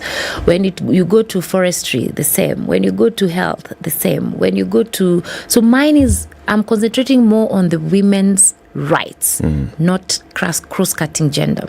But having said that, we also backstop the ministries. You find if there's anything that we need to do together, we work together. Yeah. Is there no risk of like a clash in terms of you and your ministerial level office are handling a certain issue, and the Ministry of Gender and Affirmative Action is also focusing on certain other issues? Because the issues about women and the minorities and gender have previously been handled by this gender desk at the ministry level. So what exactly is being removed from that to come to your office? Well, I wouldn't really say there's anything that is being removed. You'll realize ministries have, for instance, when they're doing their budget, there are key thematic areas that they want to concentrate on within that budget cycle. The question then is, where are the gaps in terms of policy? Where are the gaps in terms of engagements, even with the international community? And that's where we come in to backstop them. You realize every other day there are women's rights issues that keep emerging. So how then do we address those issues? Should we wait for the next budget cycle? The answer is no. Like right now, teenage pregnancy, the DHS report that came out the other day is now an issue that the government must now address. So with us bringing it to the attention of the presidency, he then can direct which programs should then run. If it's a need that we need to adjust the budget so that we can address the same issue, even better. Right now, we are running the 2/3 Constitution Amendment Bill. You saw the directive from the President to Parliament and Senate for them to start having the discussions. Yesterday, we had a very good engagement with women leaders in this country. And the ministry was also present. So for me, there's really no clash. We are more of putting our efforts together so that we can address these issues wholesomely. If you look at the Women's Charter that was signed by His Excellency, the President, you'll actually see most of the issues, key in point was GBV, top of the table. Yeah, that is something that the ministry is focusing on. And we actually signed that by 2026 we should have eradicated GBV. So then my office, let's say in GBV, will be coming to say, in the last 10 years, we've been having these discussions on GBV. Why is it then that we are not able to solve these issues up to the grassroots level? So we are then trying to identify where are the gaps, because CSOs are working on that. The ministry has been working on the same. The question then is, where is the gap? In my few trips around the country, I visited Makueni. You'll be surprised that 50% of crime in Makueni is GBV. And when we are talking about GBV, it's just not women. I said even boys are in there. Now, if the police station is telling you that 50% of our crime rate in Makueni is GBV, that is one station. You can imagine what is happening in this country. So mine then is to analyze and say, Makueni County has 50% GBV recorded cases. This is the centers they have in terms of addressing the same. They have a policy at the county government, at the county level. But the question then is, where is the missing dot? In my going round, I visited about 3 counties. I've actually realized everybody is doing their own thing. You know, the government is trying to put a polycare, the police are trying to put a gender desk, all this being coordinated maybe from the ministry level. They have a rescue center which is not properly furnished. The rescue center is kilometers away. Nobody knows of its existence. It is also addressing many other issues. We do not have enough personnel to deal with victims. So I can already tell you where the gaps are. That is where now my advisory comes in. And then we look at the whole program and say, for us to achieve this, we must do this. Okay. You know, for us to connect the dot from the time a crime occurs to how we finish that crime and how we integrate these victims back into the society then becomes very important. Okay. Yeah. So, as you look at all of these things, when you look at women's rights, it touches on so many other things. Yes. Even if you're just going to focus on gender-based violence, that alone, it's humongous. It's huge. Yeah. But then we're adding so many other things to it as well. There's teen pregnancy, like you mentioned. There's FGM. There's women's rights in governance and administration and leadership. I mean, education, finance, capital, all kinds of things that will fall under the ambit of women's rights. As you monitor all of these things then, how then does your office work to make sure that some of these wheels begin to turn? One of the things you mentioned just now, Makueni County, Machakos County, Kisumu County, Garissa County, everybody's trying to do their own thing then when it comes to this. How then will you work to then be able to coordinate and then advise on what ought to be done? That's part of that. Looking at one other thing that you mentioned, for example, then how does it coordinate with other things that are running concurrently? You talked about mental health, a big thing that also shadows on women's rights. How then will we go from a monitoring perspective to now an implementation when we're seeing some of these things streamlined? All right. One of the things I'll tell you for sure, we are actually putting in place a strategic plan in place for performance. We have been able to map out all these issues, and we've also seen which line ministry should take what angle in terms of ensuring these deliverables. So from my office, I can be able to tell for GBV, this is what we want to do. In the next 4 years, we must have achieved 1, 2, 3 things. If we achieve 1, 2, 3 things, we'll have reduced GBV by this level. So number one, data. We have partnered with Data 2X. They've even given us an officer who is now running data to ensure that the data that we now have on reported cases is apt, because we are all using old data to try and solve this issues. So then you'll realize my office, in terms of data, we have to partner with Kenya Bureau of Statistics. Data 2X has come on board, and we are saying we are going to have live data so that we can be able to do proper monitoring. How do you collect this data? How does Data 2X get the information? Well, they have they work very closely with the Kenya National Data. It's called Bureau of Statistics. The Kenya Bureau of Statistics. They work very closely with them, and then they have their officers on the ground so that whatever data they collect is actually viable data. So we have a program that we've actually. Are they also working with the police? Sorry? Are they working with the police? Oh yes, it has to be wholesome. Yeah. So they're running that program and we've just started it. So you'll see in the next 6 months, we should be able to release a good report in terms of, and with that then we can move and action. When you look at the police and how they handle victims of gender-based violence, are they properly trained to receive these victims? When you look at the hospitals, and one of the key things I've noted, hospitals have really improved through the Linda Mama program. I was in Nakuru slums and I took note, they've actually enhanced their gadgets on collection of evidence.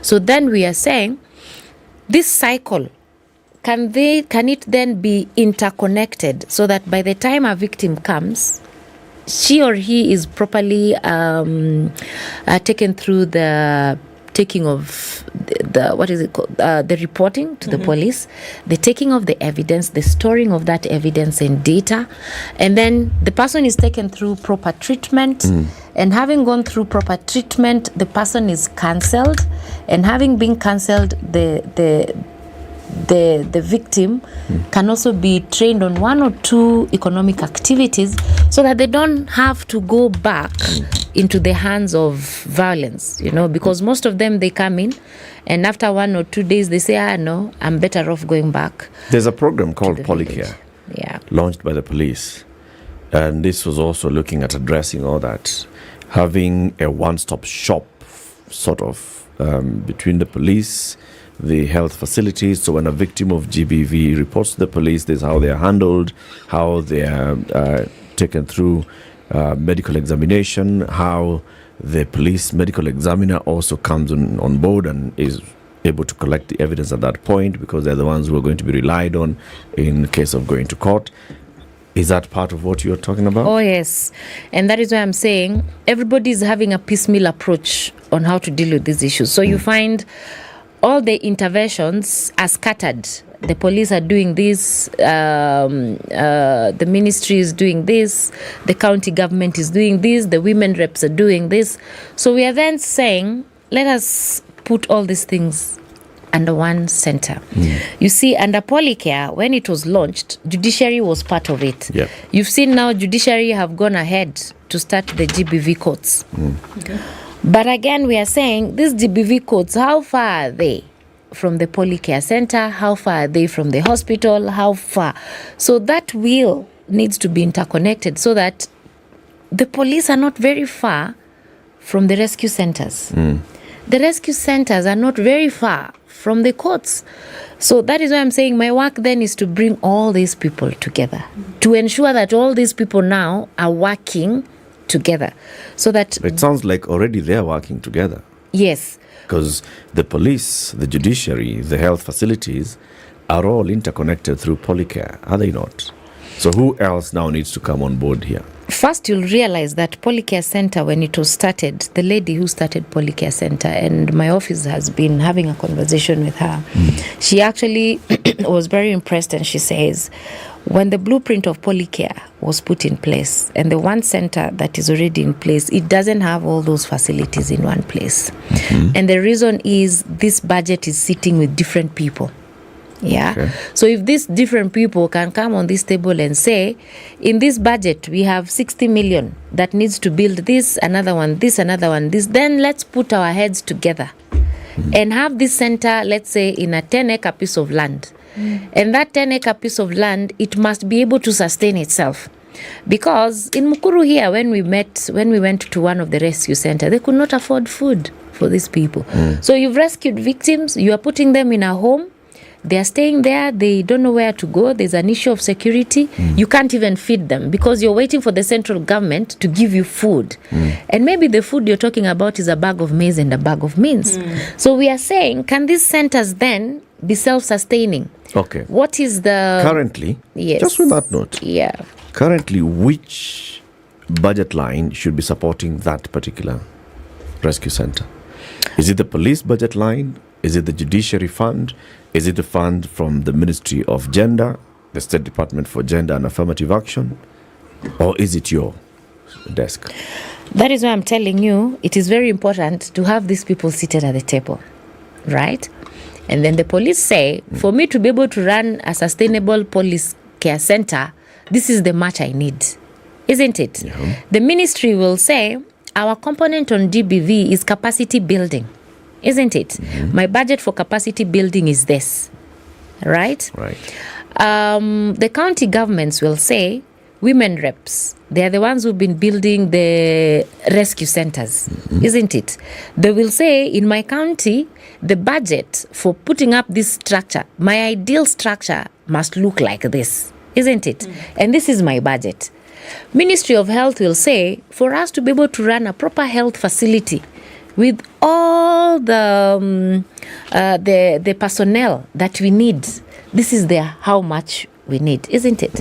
As we speak, all that is sitting with different pockets. And that's why I'm saying, if all these people come on this table and say, this is what we want, and then they move together and source for the funding, it will work better. Why haven't they come together? But that's why we are here. That is why we are saying... That's what I'm asking. You are here now to bring them together. Exactly. They did not need a new office to be created to bring them together. They are all government ministries. Do they really need an office to be created so that the office can convene them? Well, what I've given you is my idea of what needs to be done. And I'm asking why they haven't. When you ask them, why haven't you been able to do this? Is it the lack of leadership? Is it lack of ownership? Because there must be something that you're coming to solve that was non-existent. Well, there's one thing I've heard everybody say is over time, that a budget follows functions, isn't it? Yes. That is a government saying. But now we are saying we are not going to work in silos anymore. But the question then is, how do we ensure that we intertwine our strategic plans, our budget allocations, so that we can meet the one objective that we are all working towards? Ideally, you'll find that it's all about leadership. It's all about, the president has said, I want you people to work as a team. And for me to ensure that this is happening, I want to have proper reporting structures. I want synergy. I want us to get out of the silos kind of work for us to ensure that we are delivering as one. You don't need someone to do that, but you actually need someone to ensure that it is happening. That's true. Yeah, There's you have to there's have a chief someone. cabinet secretary. Yes, who's been given the job of coordinating all those things. Yes, and Let's take a break. I hear you. Yeah. I hear you. Let's take a break, Harriet. Yeah. Harriet Chigai is the president's advisor on women rights. She is here with us in the studio. We're talking about who holds the reins when it comes to matters of gender parity, and also the work that her office has been given by the president. What is she seeing? What is she hearing in government? And how is she advising the president? Fly better with Emirates, City? Indeed, actually. Let's put it differently. Yes. It isn't possible to fly any better than... You cannot fly any better Yes. than with Emirates. Yes. To put it simply. Yes. Bas, that's enough. It's 25 to 8. We'll be back shortly. I like that.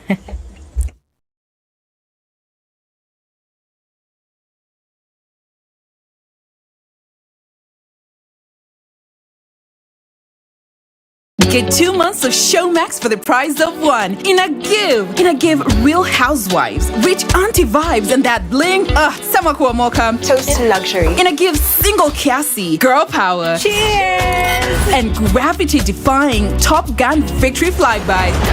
Having any fun yet? Woo! In a give kupindukia. So subscribe now to get 2 months for the price of one from only 300 shillings for limited time. In a give Showmax. Sign up at showmax.com. Celebrate the month of love with amazing deals from Cold Stone Creamery. Enjoy 2 Love It cups at only 600 shillings, or grab your friends and get 2 Gotta Have It cups and a cake slice for 1,000 shillings only. You can also enjoy our Solo Love offer of a Gotta Have It cup at only 450 shillings. Cold Stone Creamery, making everybody's day just a little sweeter. Fly Emirates first and business class and look forward to a journey that's as incredible as your destination. Start your holiday with delicious fine dining, impeccable service, and comfort that's out of this world. Sip drinks in our A380 onboard lounge on flights from Dubai and beyond. Watch a movie and drift into a restful sleep in flatbed seats. Treat yourself to Emirates first and business class. Fly Emirates. Fly better.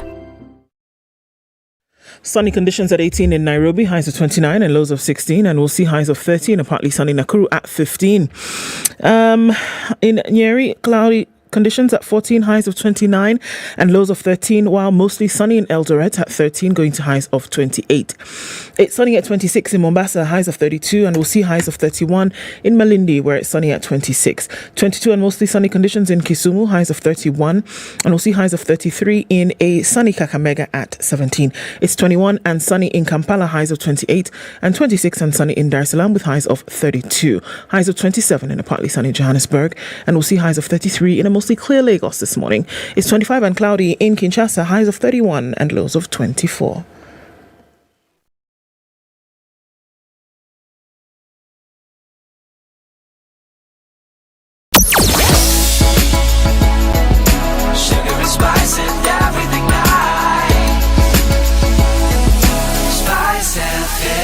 Spice up your life. Looking at traffic in most parts of the city this morning, Joggo Road still continues to be quite busy right about now, and we're looking at the Thika Superhighway, where traffic has now increased to well beyond the Outer Ring Junction, and it's also very busy on Limuru Road today. Kiambu Road is also following in fine form today with traffic that gets out towards Muthaiga Square. It's busy on James Gishuru, busy coming out of Waiaki Way, and we're also looking at Ring Road Western's quite busy today. All joining into Chiromo, coming in from, James Gishiro, that whole area.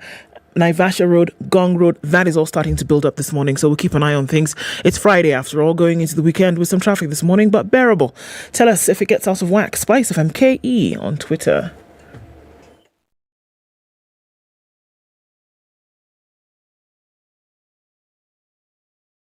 Mature, intelligent talk every morning.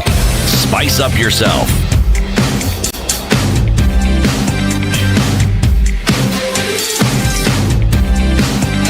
Mornings done right. 94.4 Spice FM, Nairobi. Advisor on women's rights. City. Yes? She has a lot on her plate. She does. And it more or less, if you take what Harriet does at surface level, it looks like she's duplicating what other people are doing. But I'm reminded of the discipline of medicine, and how you have specialists, then you have subspecialists, and we've got to a point where you have sub-specialists, meaning there's somebody who deals with, he's an expert on hearts, heart diseases. There'll be somebody who's an expert not just on hearts, but on the ventricles and the veins, but it's still the heart.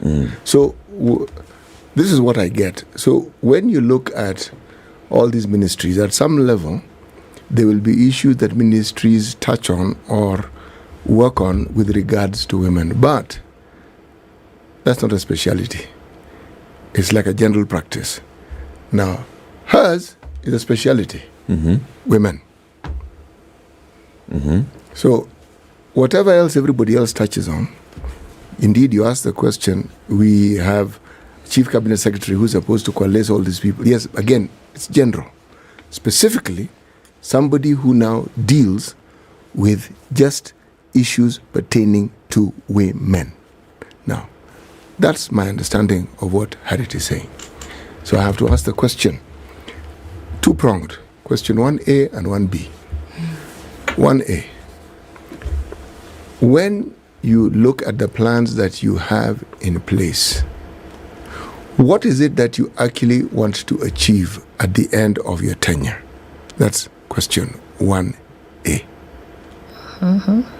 Question 1B, when you've achieved it, this success, what will it look like? Good question. Let me start by saying any leader must have advisors, right? Any good performing leader needs to have the wheels behind them to keep energizing or watering the well. You'll be surprised, I also have advisors, right? You'll find we also have the Ministry of Defense, but the president has Monica Juma to advise him on matters security. What then are we doing? We are going beyond policy. We are diving deep to get the understanding of the issues and see how well can we backstop all these people within this plan. So for me, one deliverable that I must is the 2/3 gender principle. Parliament must be balanced. And you've seen the discussions are ongoing. It was part of the promise. And we are saying in this success plan for this presidency, there's one thing on women leadership and governance that we must achieve, and it's the 2/3. And it's because we have done our analysis and we have seen in the next 15 years or 20, the gender balance will tilt. There's a high possibility it will tilt. And it's because we've also noted all professions who are now graduating from that, all those skill sets, women are actually taking the lead by 60 to 75%. I've just talked about sodomy here. Well, we talk about GBV, our imagination is women. In fact, in most cases, everybody will say, hii mambo ya wanawake hatutaki, achana nayo. Why? It is because our minds have been shaped from the time we were young to think like that. our cultural norms and our cultural issues. But now we are saying we have to now inculcate the spirit of togetherness, equality, so that everybody now understands these issues are not just affecting women. And if we don't address them, and if we continue looking at them like women issues, we are going to lose the society, you know. So achievement number 1 is that. Achievement number 2, I'll be very, very, very happy to see so many women who have been financially empowered. And we'll talk about certain communities. And, you know, one of my male colleagues jokes and tells me, you know, Harriet, this office of yours is a no-brainer because the president now will get to hear what our communities say. From my community, a woman is like this item. Yeah, and he gave a good example and told me, matters women are like an item. That is why if we are going for campaign, you take, within the setup, you must have a virgin girl as a symbol of success. And when the virgin girl is not there, you put a stone, either in the car or in the meeting, or that is how we've been cultured, you know? And we are saying some of these cultural norms, we now need to start addressing them. How do we do that? We must start now training them and making everyone now start understanding that women issues, if we don't address them, are affecting the economy. They are affecting the children once they get pregnant. Within our society, you get pregnant, you're ripe for marriage. Nobody wants to spend any more money on you in the village setup to go back to school. They actually say, now you're a woman. Nenda ukaolewe. So those are the things, if we manage to achieve that, for me, I'll be very, very, very happy. And also, the other achievement I would wish to do is to have this office completely sitting within the presidency so that it doesn't go away. Because Which office? The Women Rights Agency. Okay. We have to settle it in there so that these issues are addressed firsthand. We don't have to wait for budget allocations. We don't have to wait because there's a process. Government is a whole big wheel. But the moment you can quickly do a paper to His Excellency and say, this needs to be addressed before the next cabinet meeting, or this needs to be addressed, and the right persons to do is XYZ. On this one, we've had discussions with this team, and for us to cure this thing at a very fast rate, we need to do XYZ. Right. So I'm looking at what you're saying. I'm listening to you, and I'm thinking, okay, let's say this 2/3 gender rule, let's say it is achieved. We actually arrive at a point where it has been met. Yes. Beyond fulfilling a constitutional requirement, then what? What will the 2/3 gender rule actually achieve?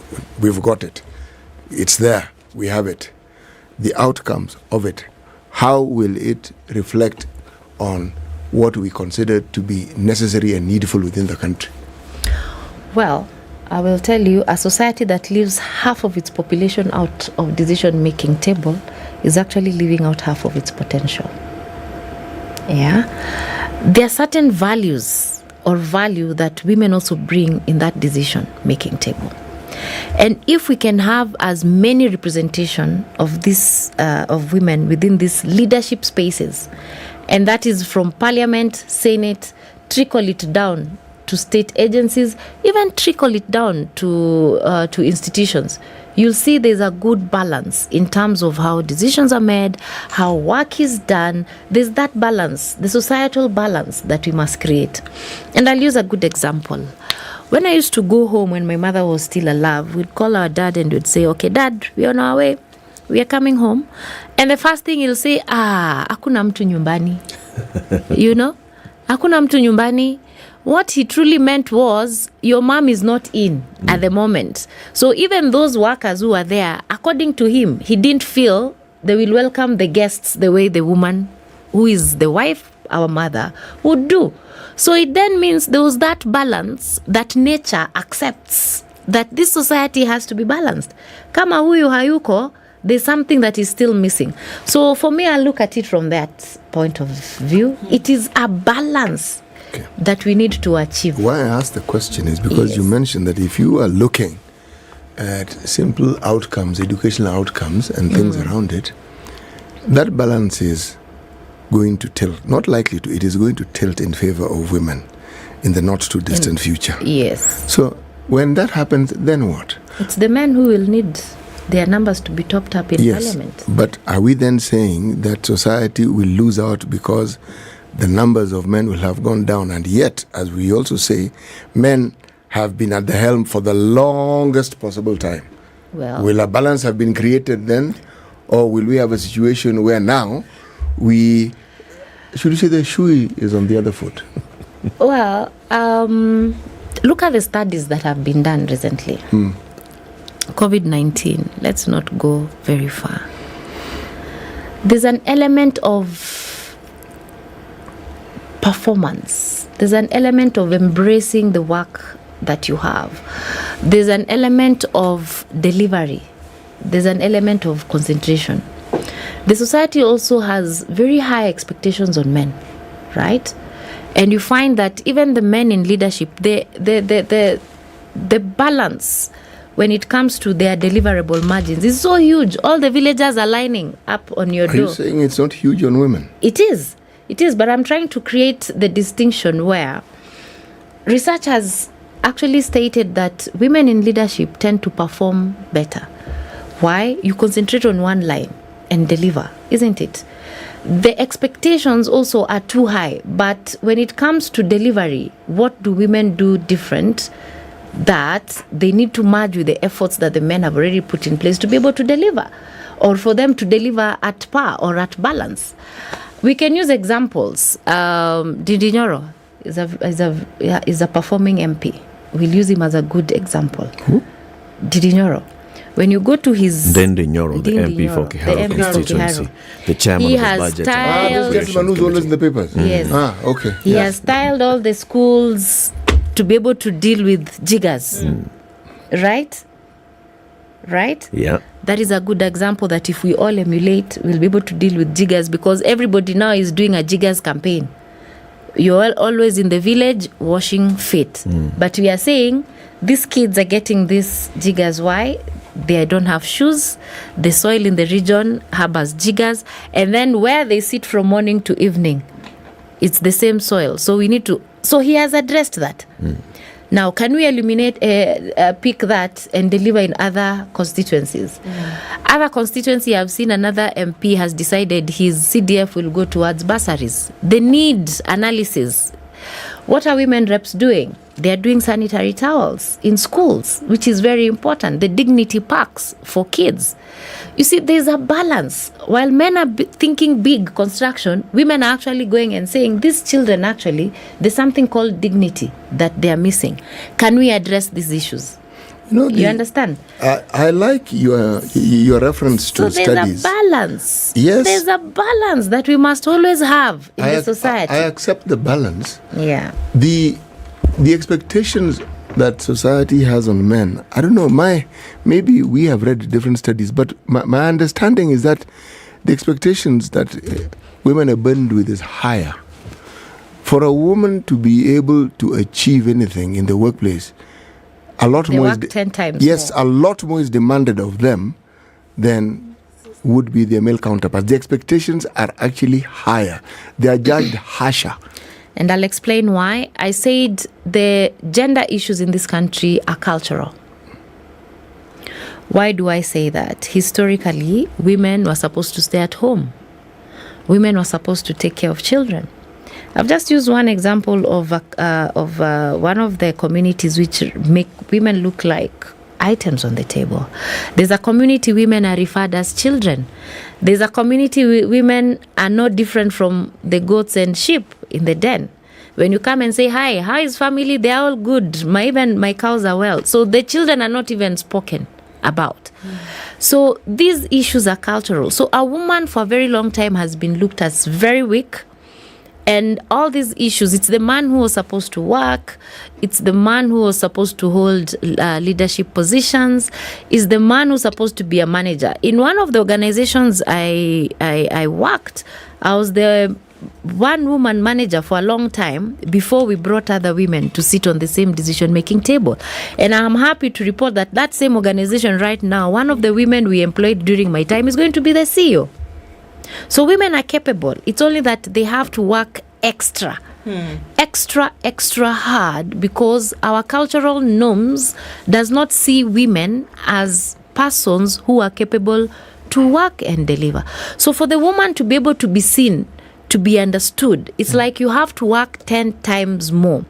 But I'm happy because institutions now are changing and they are embracing the women's space. For instance, we've had silent policies. I don't know whether it's still there, but you'll get some corporations will not employ women of a certain age into top management positions. Why? They are within the bracket of childbearing.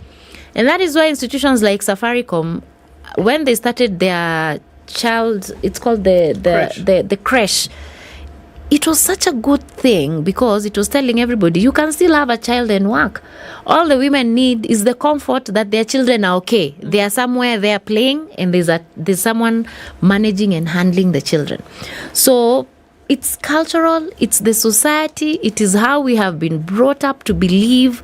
Even some women for a long time, they would not believe that they can do it until someone comes and tells you know what, you can actually do this. I have to ask you, one of the things you talked about is that you hope that this agency then will be then domiciled in the presidency. Oh, yes. The reason for that, one would assume, is so that even as then your advisory role to the president plays out, that the presidency can then make a decision and say, look, we will do a number of things, make declarations, put funding behind some of these things that are absolutely necessary, take the advice that you give in terms of moving this thing. So are we saying essentially that your office would then be the implementation arm of some of these things that we've been seeing kind of just rolling over without actually finding a home in terms of getting done? So are we saying that your office then would implement some of these things because you would have the ear of the president? First, let me say the beauty about our president is that first, he has the listening ear. Second, he takes action. Third, he participates. So he's not someone who'll say, leave it. In fact, he goes even an extra mile to provide a solution, to help you find the right place that these issues should be settled in, especially if it's a new emerging issue. The president is so good that he can even find funders for you. He'll actually call someone and say, there's this activity we need you to work on together with this person. Do the interconnection, direct you plus the ministry that this thing has to be done. Then you put time frames and ensure that the same thing is done. You'll realize we have structures already. The government has structures up to the grassroots. We even have Nyumba Kumi. And that's why I'm saying, why are we not having these things moving? Maybe it's government bureaucracy. So will your office be the implementer of this? We have different offices that do implementation. For instance, if it's anything to do with the police must implement. If it's anything to do with the judiciary must implement. If it's anything to do with the Ministry of Public Service and Gender, the ministry will do that. So the agency will be labor, a coordinator, an advisor? Basically coordination. I do a lot of coordination, advisory, policy.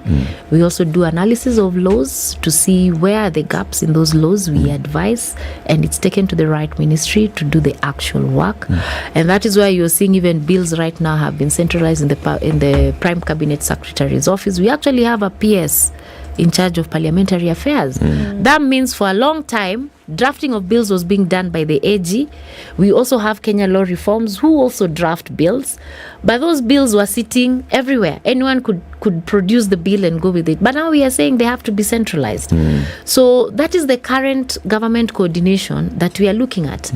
And truth be told, all these teams work together. If it's a policy on changing on laws, you'll find the PS parliamentary affairs has to be seated on those discussions. If you find it's something to do with drafting of laws, CEO Kenya Law Reforms, AG, Senate, Parliament, representatives must sit. If it's any issues to do with labor rights, the Ministry of Labor has to sit. I have to be there. That is the synergy that we need to have so that even the advisory going to the president is not anywhere far from what these other ministries are doing. So we backstop each other. What advisory has your office given to the president with regards to balancing appointments and women being appointed to? So, cabinet, not many. PSS, not many. CISs. Have you advised the president to make sure at least there's balance, at least 30% this time for this one? Yeah. And hopefully youth. Yeah.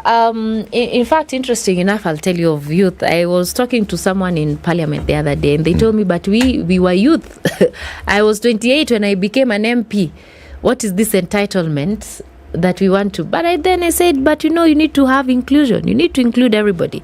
But having said that, yes, you can be assured that His Excellency, even before he's advised, he's very sure of what needs to be done. So the president is always well advised, number one. But we also need to be alive to the fact that the political divides has a lot of play. There's a lot of investments when it comes to politics, and he must balance the interests of all those political bigwigs, players around him. First, I must say it is a big plus for women this time around, because it is the first government that we have so many women in senior positions. And even if we lost in one, we are actually asking for more in the others. And you've seen current board appointments, it's now balanced. Okay. And now we are saying we will not balance going down, we will balance going up. And we are hoping in the next reshuffle and the next offices that will come, we will have women taking lead. Okay. And so we'll be watching. Yeah. When he appoints the CISs, we'll be watching how many women he'll actually have this time. Harriet Chigai, thank you very much for joining us. Thank you so much for having me. And let's keep these conversations going on. Indeed. They are healthy conversations. Harriet is the president's advisor on women rights. Good morning, 8 a.m. The Deputy President, who has been under siege for declaring that the Kenya Kwanza government is a private company, reiterated that state appointments should be reserved to those who voted for the President William Ruto administration. Sisi huyu rais wetu ametuambia na tumekubali, kwa sababu ndio kiongozi wetu, ya kwamba hii Kenya yote ni yetu. Wale wote ambaye walimpigia kura, wale hawakumpigia, wote ni wa Kenya na atawafanyia kazi. Na yeye akiwa kiongozi wa nchi ataendelea na hiyo kazi. Na mimi nikiwa kiongozi wa UDA naendelea kushughulikia watu ya UDA, naye rais anashughulikia watu ya Kenya. The officials who served under the former regime of President Uhuru Kenyatta falling in droves as the new administration of President William Ruto stamps its authority. The latest casualty is Githii Mburu, who resigned. Mburu was unlikely to survive in office to serve under newly appointed board chairperson Anthony Mwaura, who battled multiple tax cases when Kenyatta was in office in what Ruto's faction termed as political persecution. Rispa Simiyu, KRA's Commissioner for Domestic Taxes, was named to the position in an acting capacity. Pamela Ahago was assigned the domestic taxes docket. Now, the Commission on Revenue Allocation has expressed fears that if the budget policy is passed as it is, it may weaken devolution. Speaking before the Senate Budget Committee chaired by Mandera Senator Ali Roba, CRA's Finance Director Lynette Mutinda said the proposed allocation of 385 billion shillings is insufficient and not commensurate with the 3.3 trillion shillings national budget. She proposed that Parliament adopt CRA's proposal to add counties 37.4 billion shillings to increase the allocation to 407 billion shillings. Mutinda further stated that the Commission was concerned over a huge chunk of money that is retained at the national government for functions which are devolved, such as health and agriculture. The Kenyan Public University is still reeling from the burden of inadequate finances and now facing yet another reality that could further worsen their troubles. The university's Fund 1 to universities allocated funds based on just the number of students enrolled in the higher institutions of learning, but on several other factors as well. But we are also asking universities to come up with innovative ways which they can also be able to generate income, like commercializing research, like what I've said here. A number of them have so much properties which is debt capital. They should be able to think of ways how they can be able to generate money. The fund's proposal will see the figure allocated to each university take into consideration what it terms as performance-based funding system that seeks to allocate a portion of the university's education budget according to specific performance measures such as course completion, degree completion, equity, and gender considerations. Now, with questions raised over the legality of the military deployment to Rift Valley to fight bandits since Parliament was not consulted, the Departmental Committee on Defence, Intelligence and Foreign Relations has summoned Interior Cabinet Secretary Professor Kithure Kindiki and his defence counterpart Eden Duale. Committee Chairperson Nelson Koech advised that the notice on the deployment only quoted Section 24(1)A and B and left out C, which indicates that Parliament must be notified. This, they say, will feature in the deliberations. This comes as 2 suspected cattle rustlers were arrested and 23 guns recovered a week after the joint operation by the Kenya Police and the Kenya Defence Forces was carried out in the 6 disturbed and dangerous counties. Now, it's a reprieve for farmers as the National Cereals and Produce Board has announced that they have increased the prices of buying maize from farmers. Appearing before the Public Investment, Social Services Administration and Agriculture Committee, the board's Director General Joseph Kimeto stated that they have revised the prices upwards from 5,100 shillings to 5,600 shillings for a 90-kilogram bag. Farmers had complained that they risk making losses as the government had announced it will be opening a duty-free window for maize imports to bridge the deficit. So far, the NCPB has stored 50,000 bags for commercial purposes. And Nakada Board Chairperson Stephen Mairori has raised alarm over the mushrooming bars and wine spirits outlets across the country which operating outside business hours. In a statement, Mairori noted that most bars are in service well before the set time of 5 p.m. and continue operating deep into the night. This is Newswire. I'm Dennis Aseto. Good morning.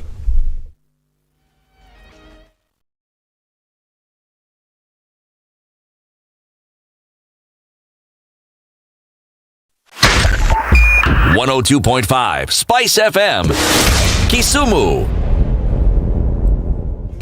Minutes after 8 o'clock and traffic in certain parts of the city. Okay, the Thika Superhighway, we're going to see that for some time. We're also continuing to see traffic build up on Jogo Road and on the other side, Kambu Road. So again, it's not a crazy morning for traffic. We're just, keeping an eye on what's happening. Most of these streets then going towards Langata Road, a little bit there as you approach the Nyayo Stadium.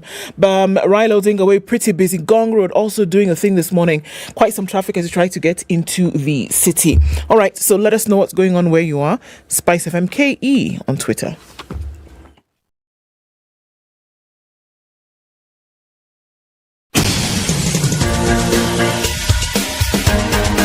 This is The Situation Room, the home of hard-hitting political commentary and penetrating insights about the state of the nation. This is a talk radio experience like no other. The Situation Room, a place for hard truths, debates, and elevated conversations. The Situation Room, witty, political, engaging, deep, controversial. In the room, we have C.T. Muga, researcher, academic, seasoned political observer, a fountain of wisdom in these politically uncertain times. Ndu Oko, Nigerian by birth, Kenyan by choice, communications expert, Pan-Africanist, a truth seeker and believer in people power, and Eric Latif, agent provocateur, the man in the chair, seasoned journalist, news hound, a man who believes in punching up, not down. This is The Situation Room. Okay. The only way to start the second hour, the third hour of The Situation Room. Here until 10 a.m. every weekday morning, 6 a.m. to 10 a.m. It's the 24th day of February 2000. It's Friday. Yeah? It's Friday. How many days to the end of the month?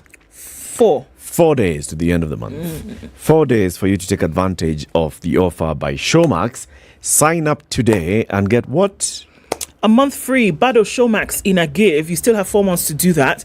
In this month of February, where Showmax says, whatever you subscribe to, we'll match it and give it to you for free. So 1 month, absolutely free if you pay up within the next 4 days. Showmax in a give. In a give, Kabsa. Yes.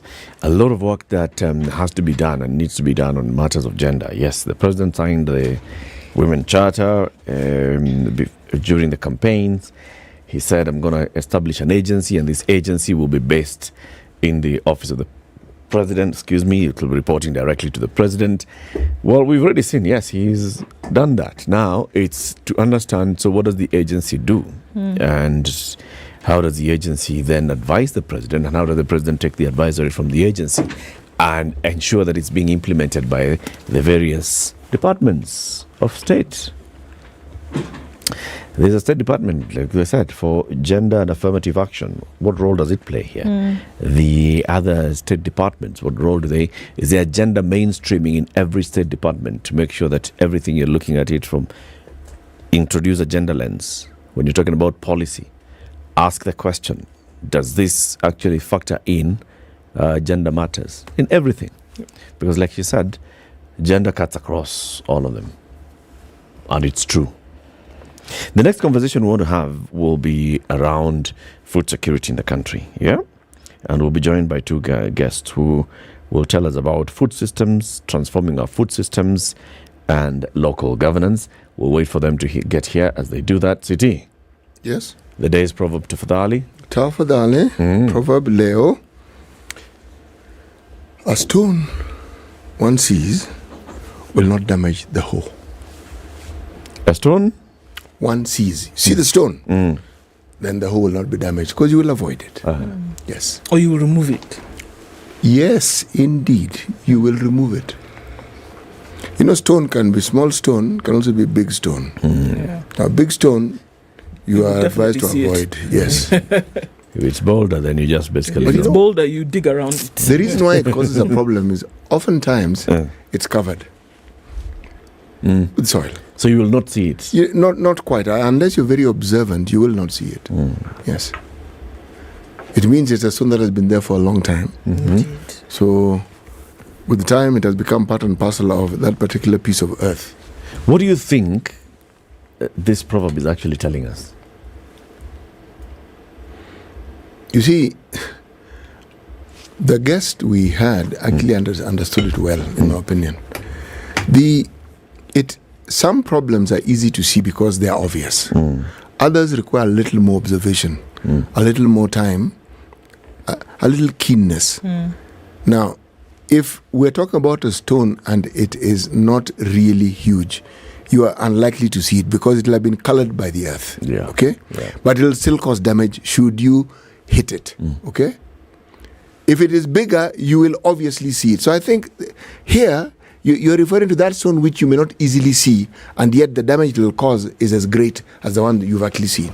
Because if you see it obviously, you will avoid it. But when you don't see it, that's when it's most likely to cause damage. Yes. So just look out. Look out for these things. Look at the discussions we keep having about mental health and the mental health of this nation. Every other day, there's a mental health story. It's just that it's not written as mental health, but it is a mental health story. Okay?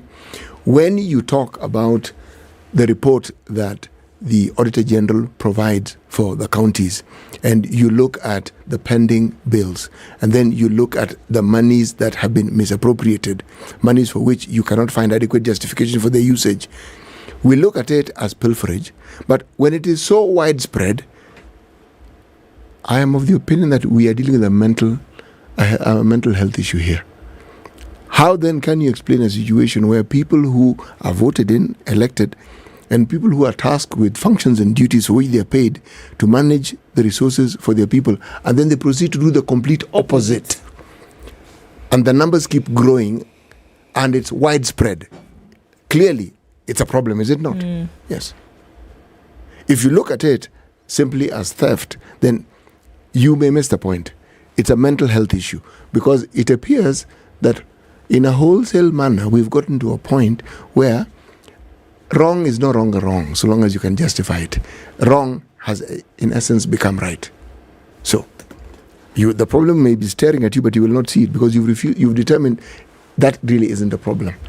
The naysayers or the people who will tell you, my friend, what you're doing is wrong, those are the people who you will say are the ones who have a problem. So, mental health becomes a big issue. It is a big issue. All right. As we wait for our guests to get into the studio, we'll be talking to them about improving our food systems. Our friend Bill Okero has penned an opinion piece that's been published in the Standard today. It's a very long piece. If the government doesn't change tack, the economy is headed south. Mm. Let me just read some excerpts from it. When there's a crisis in an organization that causes major disturbance, which trigger fear and threat among employees, some entities engage in organizational misdeeds referred to in management as skewed management values. For example, it may engage in crisis by deception, where management purposely tampers with data, provides wrong information, and makes fake promises to its customers. Others will engage in the crisis of management misconduct, where management indulges in deliberate acts of illegality. Governments also behave similarly. In recent weeks, the government of Kenya has left many industrialists, investors, farmers, business people baffled when it arbitrarily embraced actions contrary to the law and economic policies. These actions could not have come at a worse time when the government is desperate to attract investors. First, the cabinet approved a framework to position the Kenya National Trading Corporation as the anchor of state initiatives to create a price stabilizer for essential household food items. That is to address the rise in the cost of living by ensuring stability of prices in care of prices for core goods. It then embarked on the importation of maize as farmers and leaders protested that they were in the middle of a bumper harvest. Now, he goes on to say, for example, now this one of importation, the law talks about at what stages do you allow for importation, for waiver of duty. He says, the law talks about relief goods imported for emergency use in specific areas where natural disaster or calamity has occurred in a state. That is where the law that is being quoted, the East African Community Customs Management Act, mentions. It's clear that KRA can only clear these goods duty-free in law if it's imported for relief purposes, not for trading. He goes on this particular matter. He's basically saying we are being just bamboozled. The government comes and say, now we need to address this, so we are going to import maize duty-free. In fact, now we go, not just maize, rice, wheat, and others, let them come in duty-free. This is what we need. Are we following due process? Are we following due process of the law? Such conversations are important to raise. You know what? Where things now get really muddled is in the conversation. On the one hand, we are talking about farmers who produce some of the very things that are being imported. On the one hand, we have manufacturing entities who manufacture the very things that are being imported. And they pay duty, and yet you have the same products being imported duty-free. So you have to ask the question, what really is going on here? Yes. I think there's just too many reactions in terms of the answers to some of these solutions that we find, like you're saying, So there's a problem here, there's a shortage here. Okay, import, remove duty, increase duty, suspend, suspend here, suspend there. There's so many things that come as reactions to the issues. That's where the whole bamboozle feeling comes in, I think. That there's so much happening at the same time. There seems to be no structure, there seems to be no order, and that makes it very, very difficult to then see a streamlining of things, which is what any economy needs. There must be streamlining in order for you to see progression. It wouldn't happen. You can't have so many pots boiling at the same time and expect to see results. It can't just be like all over, left, right, and center, right? So our guests are here. C.D. Otieno is the Secretary General of the Kenya Peasants League, and Felicitas Mwalia is a Project Officer at Root to Food Initiative, which is by the Hendrik Ball Foundation. A very good morning. Thank you very much for joining us, C.D. and Felicitas. How are you, Felicitas? I'm fine, thank you. Are you well? Yes. Are you comfortable? Yes, I'm trying to be very comfortable. This is the hot seat of the Situation Room. So it's warm. All right? Yes. We want to make you feel warm, comfortable, relaxed, feel at home. We're talking about things that I'm sure you're very passionate about, which is about food security in the country and looking at our food systems. CD as well, good morning. Good morning, Tito. Good to have you on the show. Thank you. You are the Secretary General of the Kenya Peasants League. Yes. Who's a peasant? A peasant is a smallholder food producer. And you find that since the days of the fight for independence, the freedom fighters were fighting for land. They were peasants because they were dispossessed by the colonial government. And so a peasant is basically a smallholder food producer who has been forgotten by the government since independence, because you find that most of the policies of government focus on large scale, mostly cash crop for export. So you find that you hear about Galana Kulalo, those are large scale, but very little is going towards the peasant. So a peasant is just a smallholder food producer who is relying on rain, and they're relying on family labor to be able to produce food.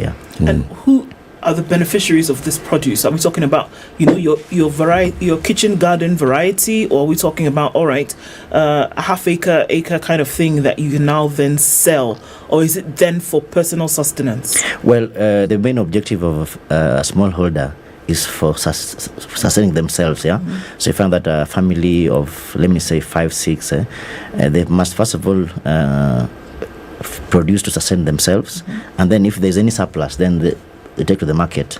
But you find that most of the efforts by multinationals or government is to turn this smallholder producer to a business person.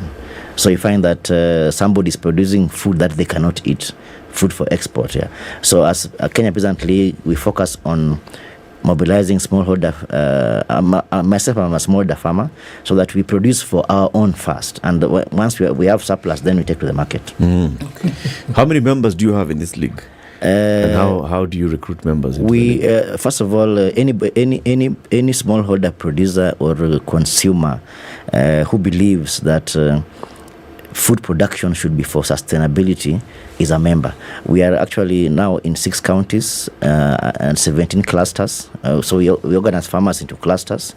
So each cluster is composed of between 20 to 100 smallholder food producers. So currently active members, we are over 2,000 active members across the country. But we also have people who associate with us, or people who come to our activities. So that one can go beyond that number, but active members are over 2,000 members. Do I understand you to be saying that your membership comprises of people who are either working towards being able to feed themselves first, or they've actually gotten to the point where they can actually feed themselves now? What I mean is that the main objective to produce food is for you to feed yourself. You find that if you look at the agribusiness model, for example, you find that when a farmer is rearing chicken, they get the best to the market and eat the sick ones. Those ones are almost dying. But in our agroecology, we do the opposite, because you don't produce for the market, you're producing for your family. So why do you take the best to the market and eat the ones that are almost dying? So basically what we are saying is that you have to produce for your own livelihood. And that's why we are producing food. So you find that, for example, you find the multinationals coming to the rural areas saying, we want to mobilize farmers, produce French beans for export. So you're basically producing what you cannot eat as a farmer. So you're against that? What we are saying is that you're against amalgamation of farmers to produce cash crops. Contract farming is slavery. Yeah, because the land is yours, but you're producing, you can't dictate what to produce. And that's what Mau Mau fought. They were saying that we want freedom and land. We want to have a right to decide what to grow, a right to decide what seeds to grow. So if a farmer cannot keep their seeds, for example, we have seed banks. If a farmer is relying on a multinational to come and give them seed, then they are slaves. And that's what the Mau Mau fought.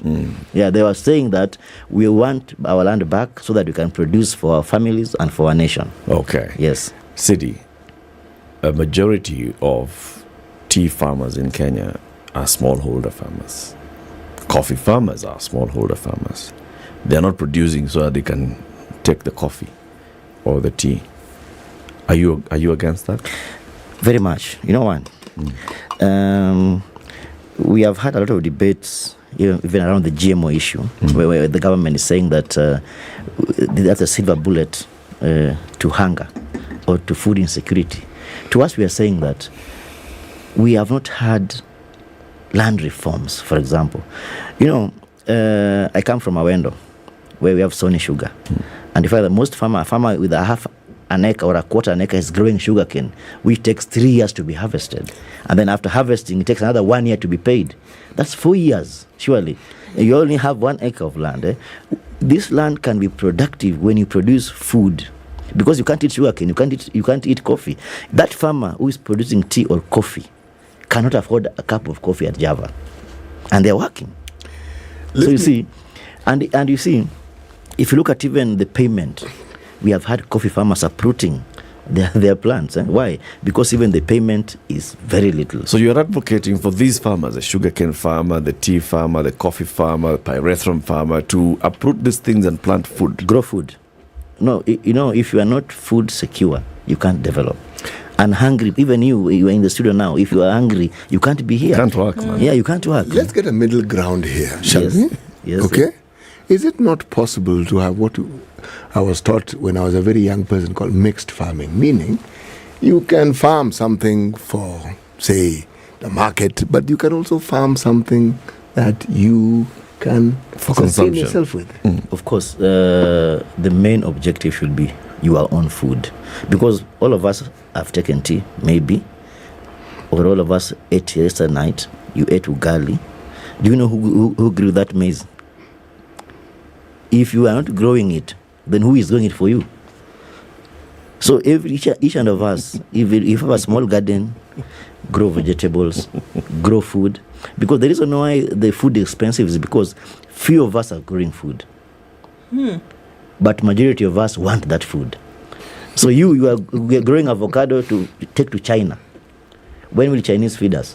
What we want saying is that before you grow avocado to China, grow maize that you can eat, grow vegetables. And then when you have surplus land, then that's when we can think about. And that's why the government policies are geared towards export oriented. And since the colonial days, the agricultural system in Kenya was for Kenyans or Africans to produce food for the European market or for the US market.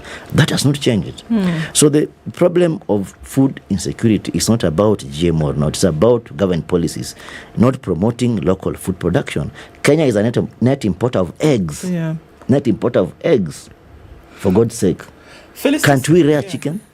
Indeed. And even as you're asking this question, Felistus, so, obviously, the question is, so what is the route to food? You talk about this quite often, managing these programs. What is the route to food? And food, in this case, being that, we can feed ourselves. What's that route? So basically, the Route to Food, first I can just introduce what we do as the Route to Food Initiative. The Route to Food Initiative, it's a program of the Heinrich Böll Foundation, and we do champion for the realization of the human right to food through sustainable farming systems like agroecology, or basically what you said, mixed farming. And for us, the route to achieve food security in the country is by pushing for sustainable food and farming system and ensuring that smallholder farmers are included in the system to ensure also the aspect of sustainability, not just producing food for the sake of producing food, but also looking at the environmental aspect. Is the way we're producing food safe way of producing food? Is the consumption aspect, is the food really safe? Nutritional benefit, is the food really nutritional beneficial to all Kenyans? So where do you ply your trade? Who do you work with? And where do you work with these people? And is there a focus on certain types of crops? And if so, why so? First, we really don't work with farmers. We really don't work closely with farmers, so I can't really say there are specific crops. Yes, so basically we work with media first to create awareness, and we also work with Kenyans in general, the public, to create awareness around food systems and sustainable food systems. And we also try as much as possible to work with the political class, because they're the people who also have the power to ensure that our food systems really fit to the needs of Kenyans. There's a report called the Global Hunger Index 2022. And there's a report for Kenya. Tell us about it. What's it about, and what have you found in terms of the hunger index with regards to Kenya? The Global Hunger Index is a tool published by World Hunger Health, and the most interesting thing that I really found with the Global Hunger Index is the situation which Kenya is in right now. We are ranked 94 out of 121 countries, and the situation in Kenya is not really pleasing. According to the Global Hunger Index, the situation is really serious, as 194th? 94 out of 121 countries. So 94 is not good. It's not 94 of the hungriest countries on earth. Yes, in the world. And the score there is 23.5, which is rated as very serious. And the statistics also are really not so good, because food insecurity is as high as 69% of the total population are hungry. That's more than 37 million Kenyans. That's over 80% of the population cannot afford a healthy diet. Did we not also see that the numbers we're looking at is about 1 million children this year being mal and undernourished? So if we're looking at issues of nourishment for children getting towards that age where they need most of their nutrition to then be able to develop, so that also poses a problem. The numbers that you're looking at now, can we connect the two? Like Sidi was talking about, where you say, Sidi, looking at these numbers, I mean, okay, it paints a pretty grim picture. Very, very, very, very grim picture. And what you're saying is that if these same Kenyans, the 37 million that we're talking about, the families of these 1 million children, what are we saying that you can actually do then to contribute to then a positive, a higher score on this index, okay, but then also that we have food? You know, one thing is that Kenya rely mostly on rain-fed agriculture. So when the rains fail, then farmers are suffering.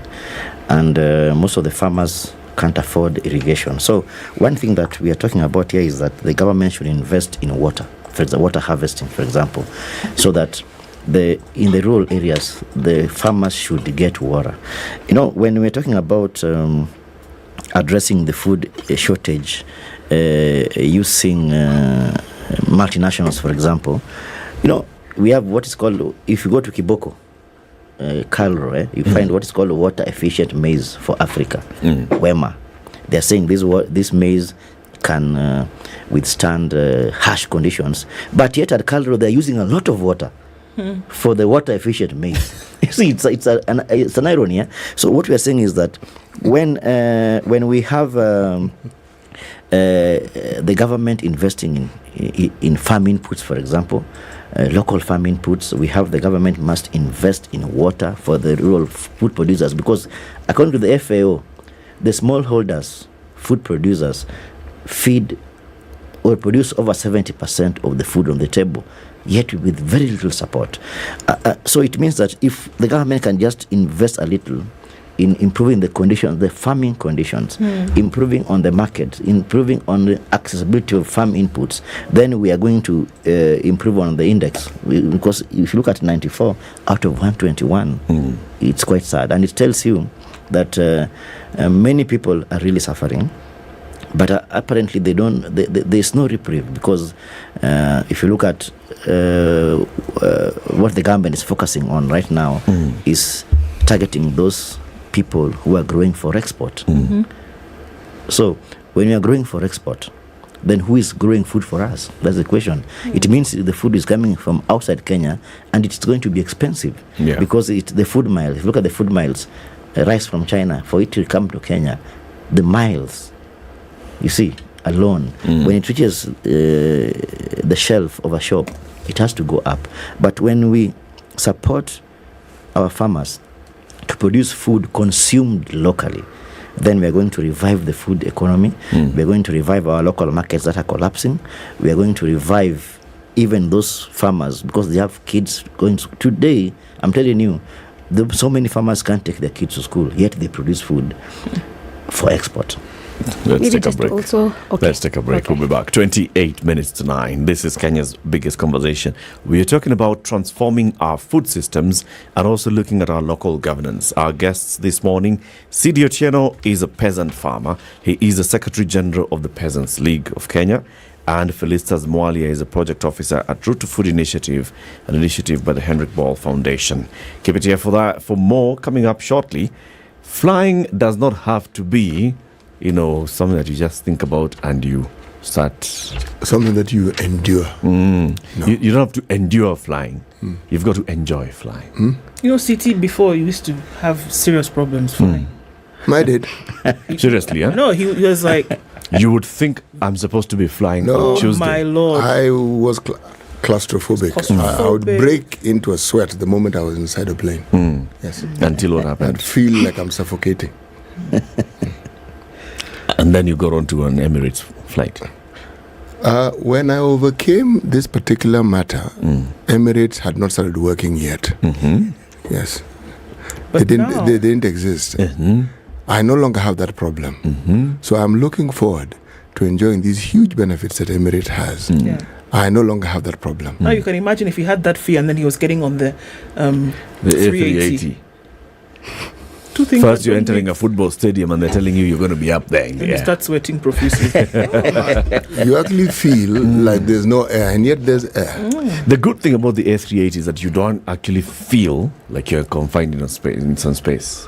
Because you see, there's the bar. It's an open bar. You're in your own space if you need to lie down in flying first class, like the city Muga that you are, Yes. You are lying flat. You are in this own suite of yours, in the first class suite. There's a minibar there for you. You feel some type of way. Open the minibar. If you're given to being, say, a fitness fanatic of sorts, there's space for you to even walk.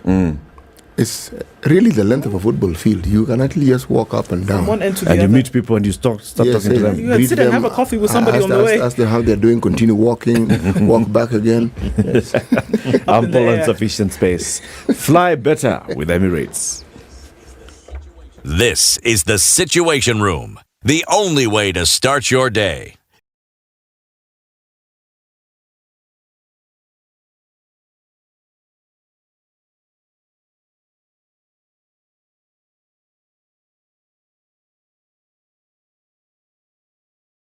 This is 00 Direct, woman host, music by women, and only women guest. Everything is so larger than life. You kind of have to have a good understanding of who you are. You could easily lose yourself.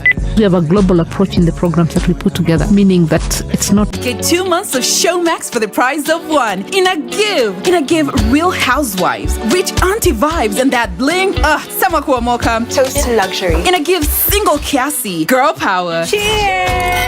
And gravity-defying Top Gun victory flyby. Having any fun yet? Woo! In a give kupindukia. So subscribe now to get 2 months for the price of 1 from only 300 shillings for limited time. In a give Showmax. Sign up at showmax.com. The world needs tolerance and inclusion more than ever. That's why we at GALC Plus, as the national umbrella body for 18 LGBTQ plus led organizations, build alliances through support of human rights and a comprehensive framework for the response, prevention and management of sexual and gender-based violence in the LGBTQ plus community. We encourage our community and allies to reach out for assistance or report incidents through email at info@galc.org or call us on 020-242-6060. We also encourage our allies to use their voices and speak against prejudice and hate. Everyone deserves to be treated with dignity. Join us to break the cycle through #BreakTheCycle of Violence on Twitter.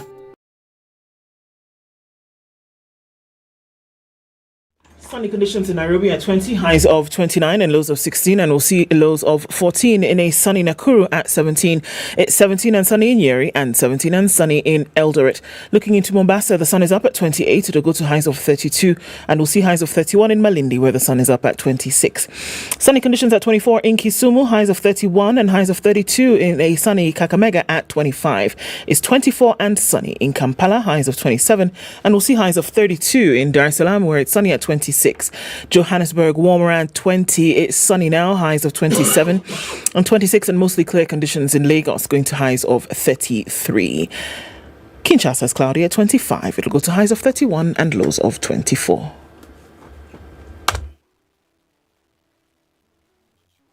Mature, intelligent talk every morning. Unright. 94.4 Spice FM, Nairobi. All right, so on the Thika Superhighway, there's still some traffic coming in towards Pangani. Kiambu Road is not looking as bad as it was earlier.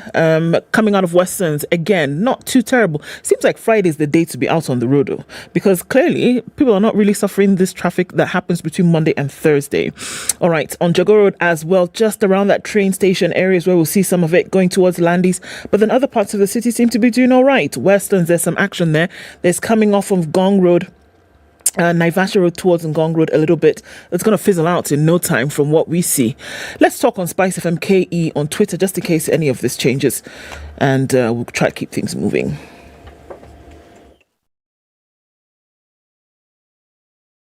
Are you ready? Okay. Spice FM. Mature, intelligent talk every morning. Spice up yourself.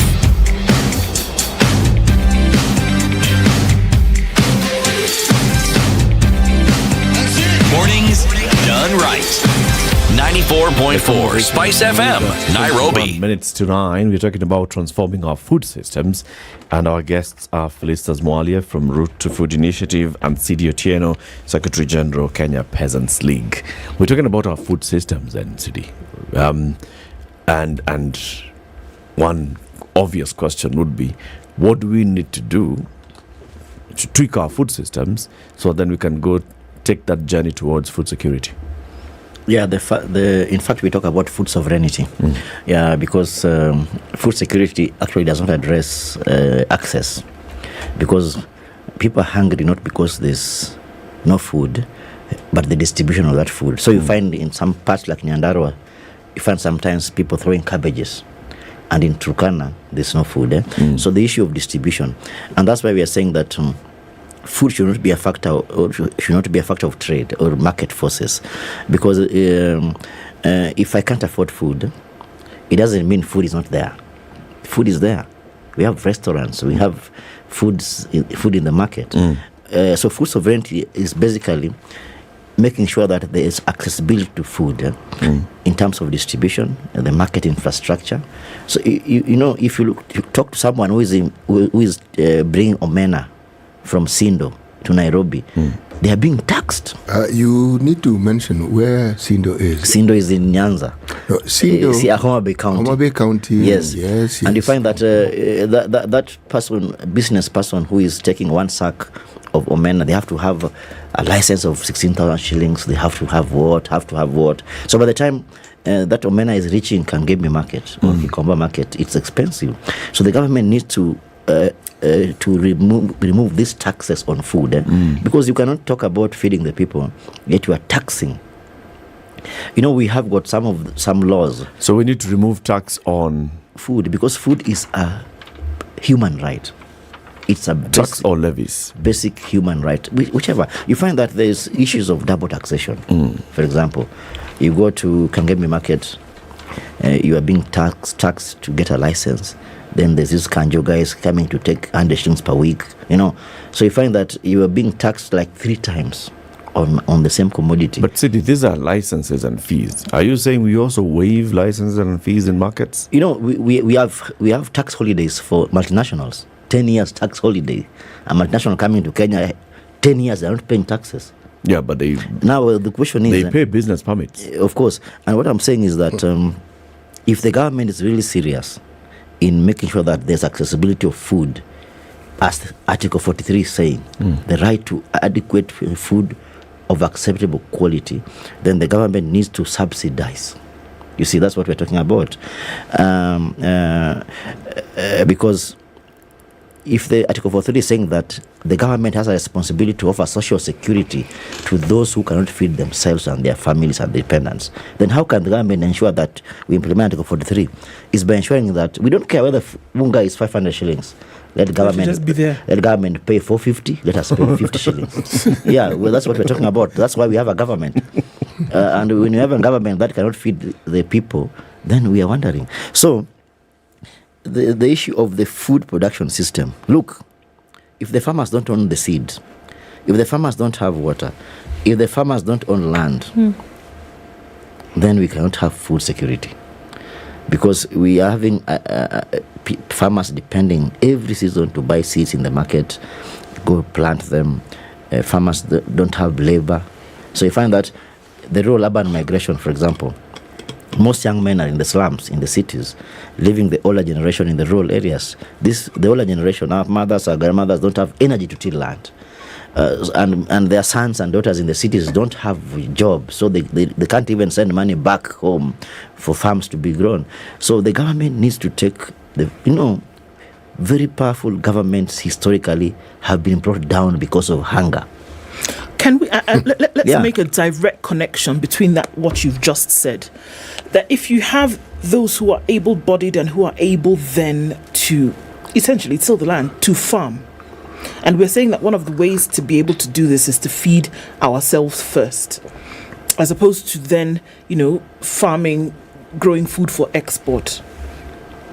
Where would the government come in here to say, look, let's have us growing our own food first before then growing food for export? If the land is available in the rural areas, the aged are not able to till the land. We have people coming into the urban centers and have no jobs. Would the government come in here to have that happen? The reason why people are coming to urban areas is conditions. You find that the conditions in the rural areas, the infrastructure is very poor. So most young men and women, perhaps those who have graduated or those who have finished school, they find rural areas not favorable for them. That's why they're moving to urban areas. If you look at the declaration of the Peasant right, the United Nations Declaration on the Right of Peasants, it says that all governments must invest in infrastructure in the road. They must have access to water, electricity, healthcare, good schools, incentives to make these people remain there and start farming.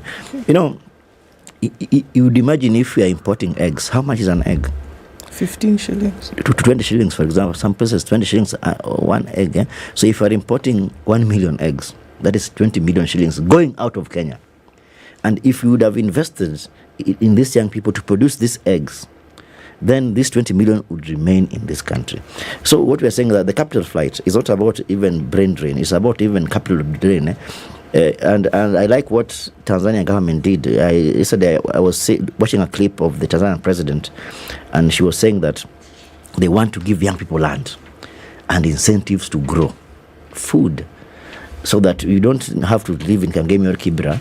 But if government tells you we are going to provide you with land, till land, produce food because we want to be food secure or food servant as a country, then we are going to have a situation whereby we are going to reduce the deficit, so that we reduce the importation of food.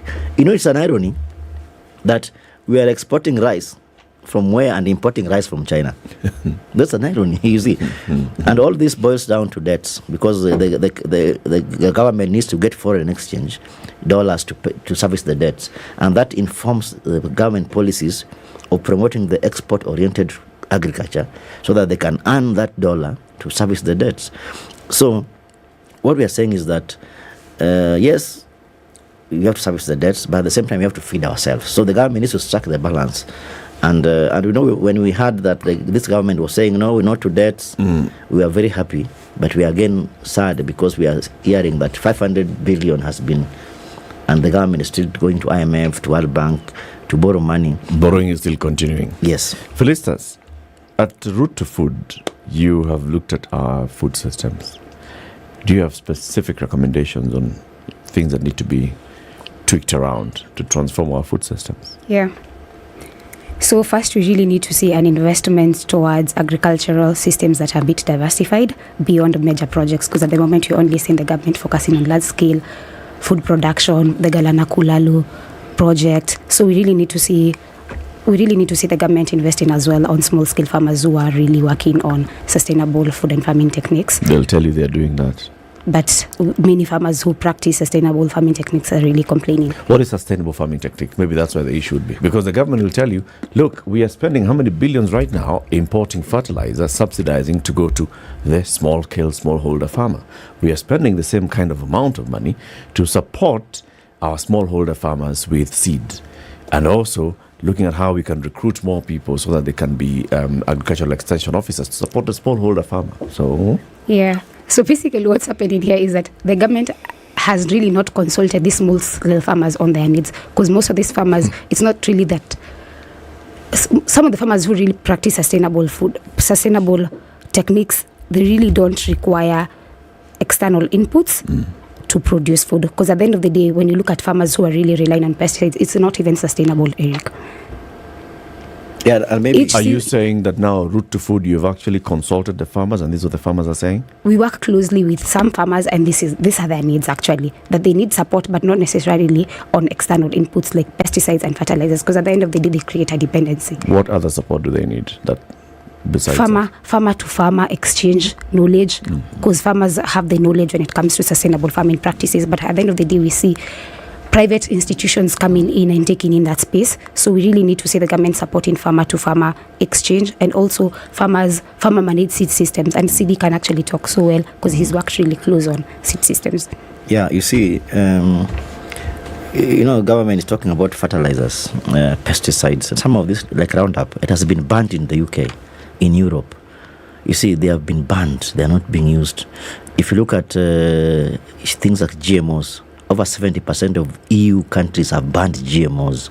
They're saying they don't need it because there are uncertainties about it. And then you want to come and download them onto Kenyan farmers.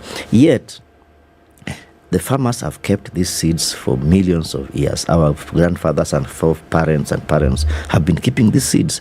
So what we need from the government is accessible financing. Because one, the farmers don't have access to finance maybe labor in the farms. You see, so you find that somebody has got 3 acres of land, but they can only grow half because they don't have money. So, and again, so when talking about sustainable food systems, we're looking at even climate, because the producing a pesticide or fertilizer, chemical fertilizers, is fossil fuel intensive. They promote climate change. So we cannot talk about fighting climate change, yet we are adopting a food production system that is emitting fossil fuel in the atmosphere. That's why we're talking about training. They are talking about extension. It is nowhere now. Nowadays, there are no external services. That's why as Kenya Peasant League, we are having the brigades, the youth brigades, and their work is to go to the farms, talk to the farmers, till land for those who cannot till land. We need the government to invest in extension. If you look at the seed laws in this country, the government is talking about seed inspectors coming to your farm, inspecting what seeds you are keeping, whether they're certified, yet they cannot support extension officers. So what we are saying is that food sovereignty is about the food producer controlling the food production system from the seed to the table. So we don't want to see people coming in lorries in Kitale to buy maize because the government has failed to buy this maize from the farmers. So why can't farmers move and do all these things? Why must government be involved? Why must the government be farmers involved? Farmers are taxpayers. In peer-to-peer. Farmers are taxpayers. That's true. Yeah. So, but why must the government support peer-to-peer farmer education? Farmers can organize themselves and have a farmer exchange program. Of course, farmers can organize themselves and decide we are going into organic farming. Why does the government have to? Yeah, the government has to come in because one, maybe we have clusters in Machakos County, in Katangi, and other clusters in Siaya, Apoyo, or Mariwa. You see, these farmers need to exchange knowledge, and the government has to provide conditions, favorable conditions for these farmers. Eric asked a valid question. Why must the government do this? Because we are paying taxes to the government. Sidi. Yes. You are absolutely right. Huh? Yes. Why I'm asking this question, almost mirroring what Eric has asked. Yes. We are having this discussion because it isn't happening, isn't it? Yes. And we are still saying we want the government to make it happen. Now, who is suffering? The farmer. So why don't they find ways of doing it? Of course, you see. That is what we are asking. You see, already within the Kenya Peasant League space, we have farmer exchange programs. Yes. But you see, what we are saying is that they are not adequate enough, because they are happening. Farmers have to move on their own expense. Yes. From Machakos to Siaya. Yes. You see, and one thing we have never had any day in SpiceFM you saying that today the president did not go because they didn't have fuel, or because they did not go to. Where is this money coming from? What we are saying is this. CD, what we're addressing. The government policies. It boils down to the policies, because if you're not in the policy, you are not taken care of. Yeah. See, we actually take your point of view and we are supporting it. Yes. The only thing we are saying, this dependency is not working. This expectation is not working. So why are we occupying ourselves with time waiting for it to happen when it will not happen? What we are saying, because, farmers are doing a lot. Developing land races, for example, in their farms, doing research, saying this crop can do You find women, the custodians of seeds, they can tell you this seed is good and this seed is bad. That's a knowledge that needs to be documented, and this knowledge needs to be shared. What we are saying is that, yes, as farmers, they are doing what they can, but if you look at the economic situation, it is not adequate enough. And that's why we are saying that if you look at the Malabo Declaration, talking about 10% of the GDP should go to food production. Kenya is doing 3%. And Kenya was part of the Malabo and Maputo declarations, which says that we must produce 10% of our GDP should go to food production. If we are doing 3%, it means that it is inadequate to have an adequate exchange between the farmers. If you look at, there's no effort. In fact, the Seeds and Plant Varieties Act in Kenya criminalizes the seed exchange among the farmers. They say you can be jailed for 6 months or so, or pay a fine of 1 million just for me to take my seeds and give it to Felicitas here. Why do we still have policies that are criminalizing our way of life? That's why we are saying that the reason why the government is not supporting smallholders is because of such policies and laws that must be repealed so that when was that law put in place? I think the Seeds and Plant Varieties Act has been around 6 years, but those are laws that date back to the colonial period times. Yes. when it was restrictive, but 60 years after independence, we still have a law in Kenya that says that if I take my seeds and give to Felicitas, I can pay 1 million.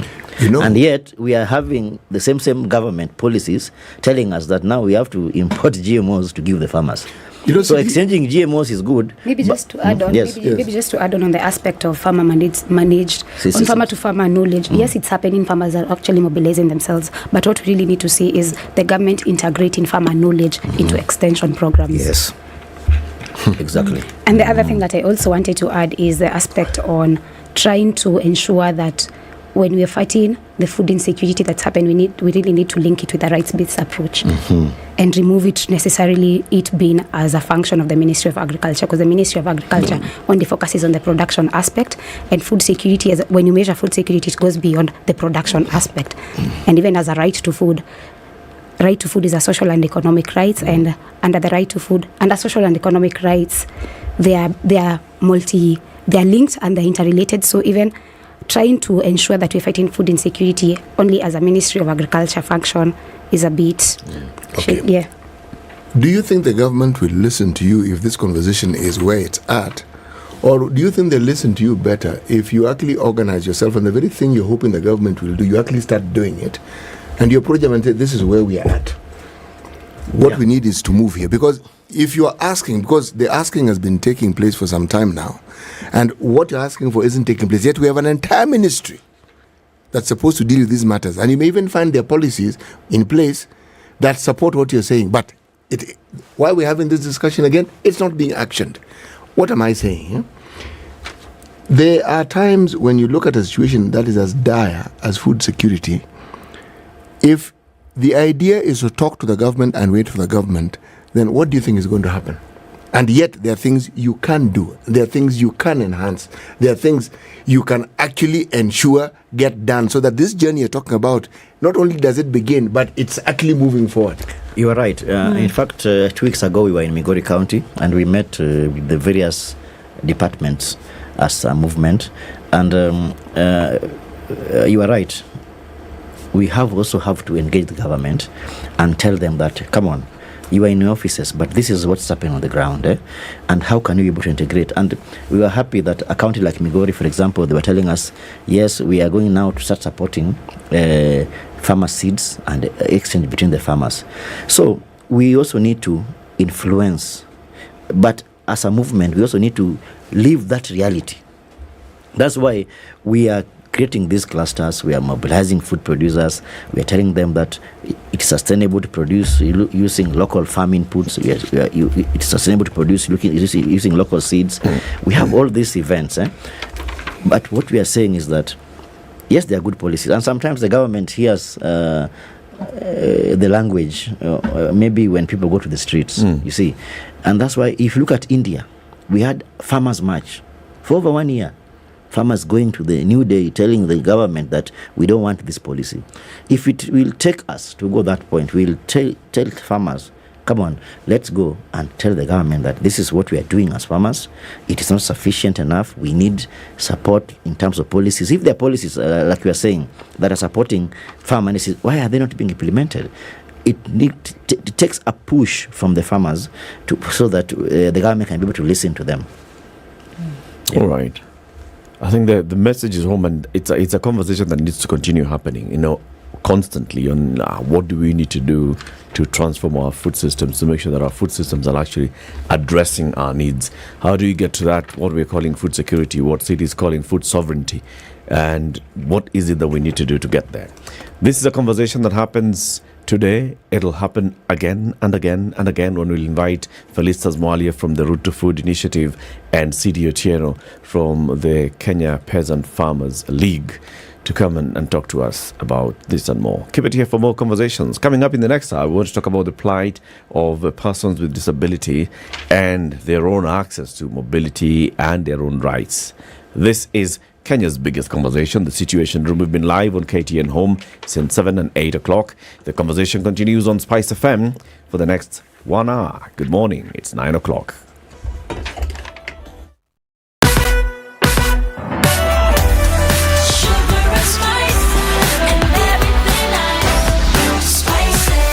Spice up your life.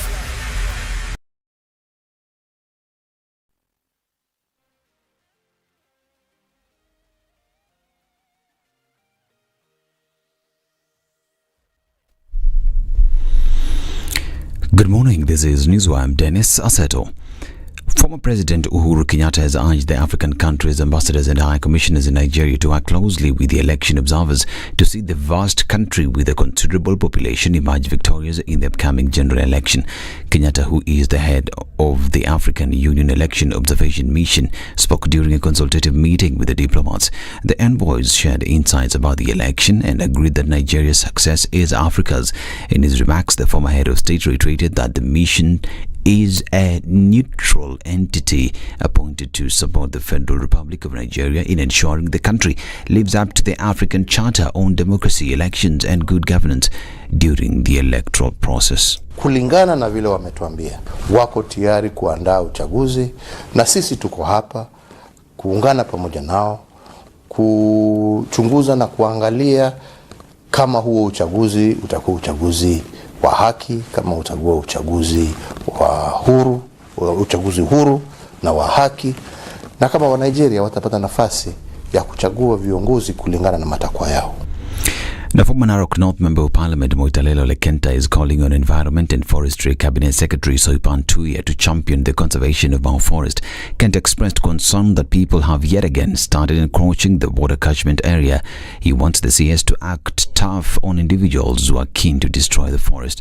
At the same time, the ex-lawmaker has hit out at Area Governor Patrick Ndutu for allegedly being insincere in his commitment to the protection and conservation of the Masai Mara Reserve.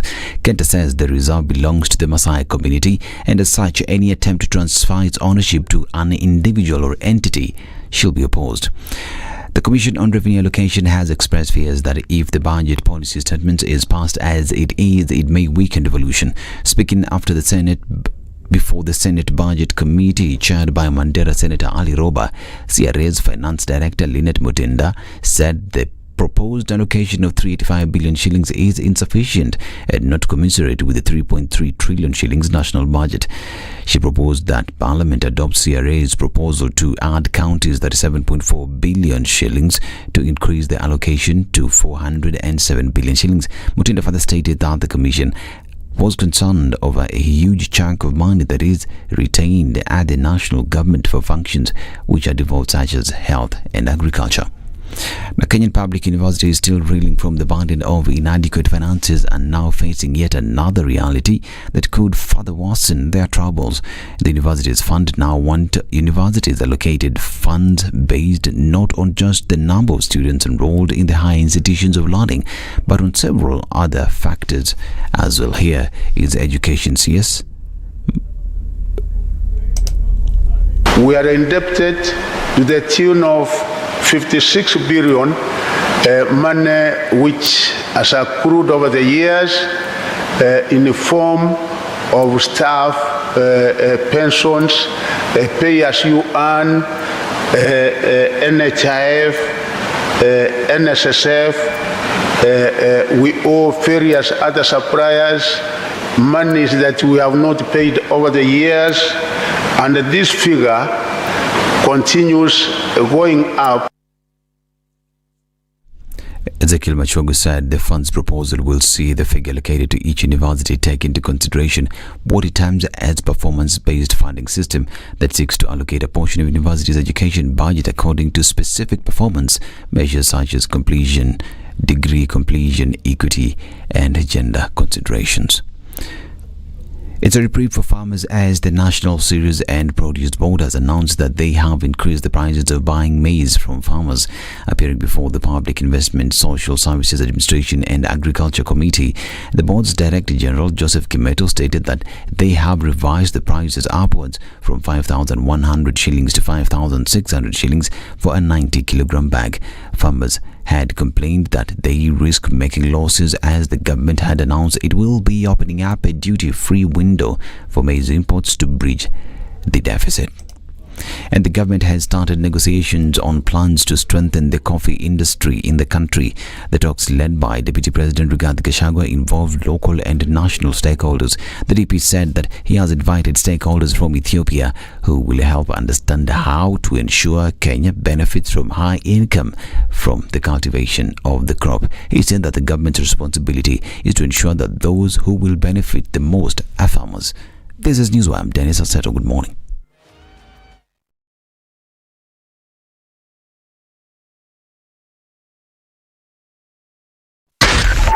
.4 Spice FM, Nairobi.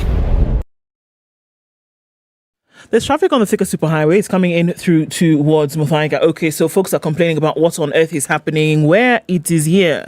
Wangari Maathai Way, and that's coming in through towards Westlands, and then also through to the city. There's some traffic there. Yes, I can see that. It's going to dissipate in a short while from what we can see. Traffic in that area seems to be leveling off, going closer towards 9:30. All right, we're also looking at James Gishuru. Some traffic still continues there. Naivasha Road going towards Ngong Road, Gitanga Road, all of that. It's also fizzling out. Ngong Road is busy. Rilo Zingowe, most of the traffic has ended now. Going out then towards Ngong Road. Okay, so traffic will be over in a short while. We'll keep an eye on things, so let's know what's going on. SpiceFM KE on Twitter.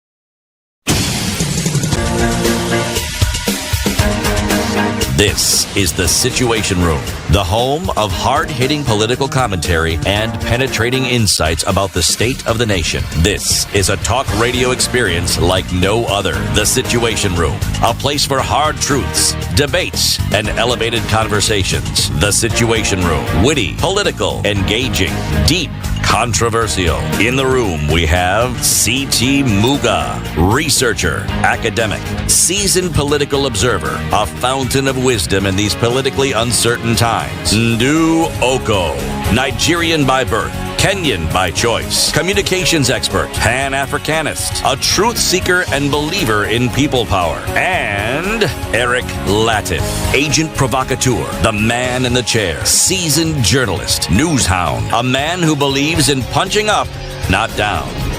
This is the Situation Room, the only way to start your day.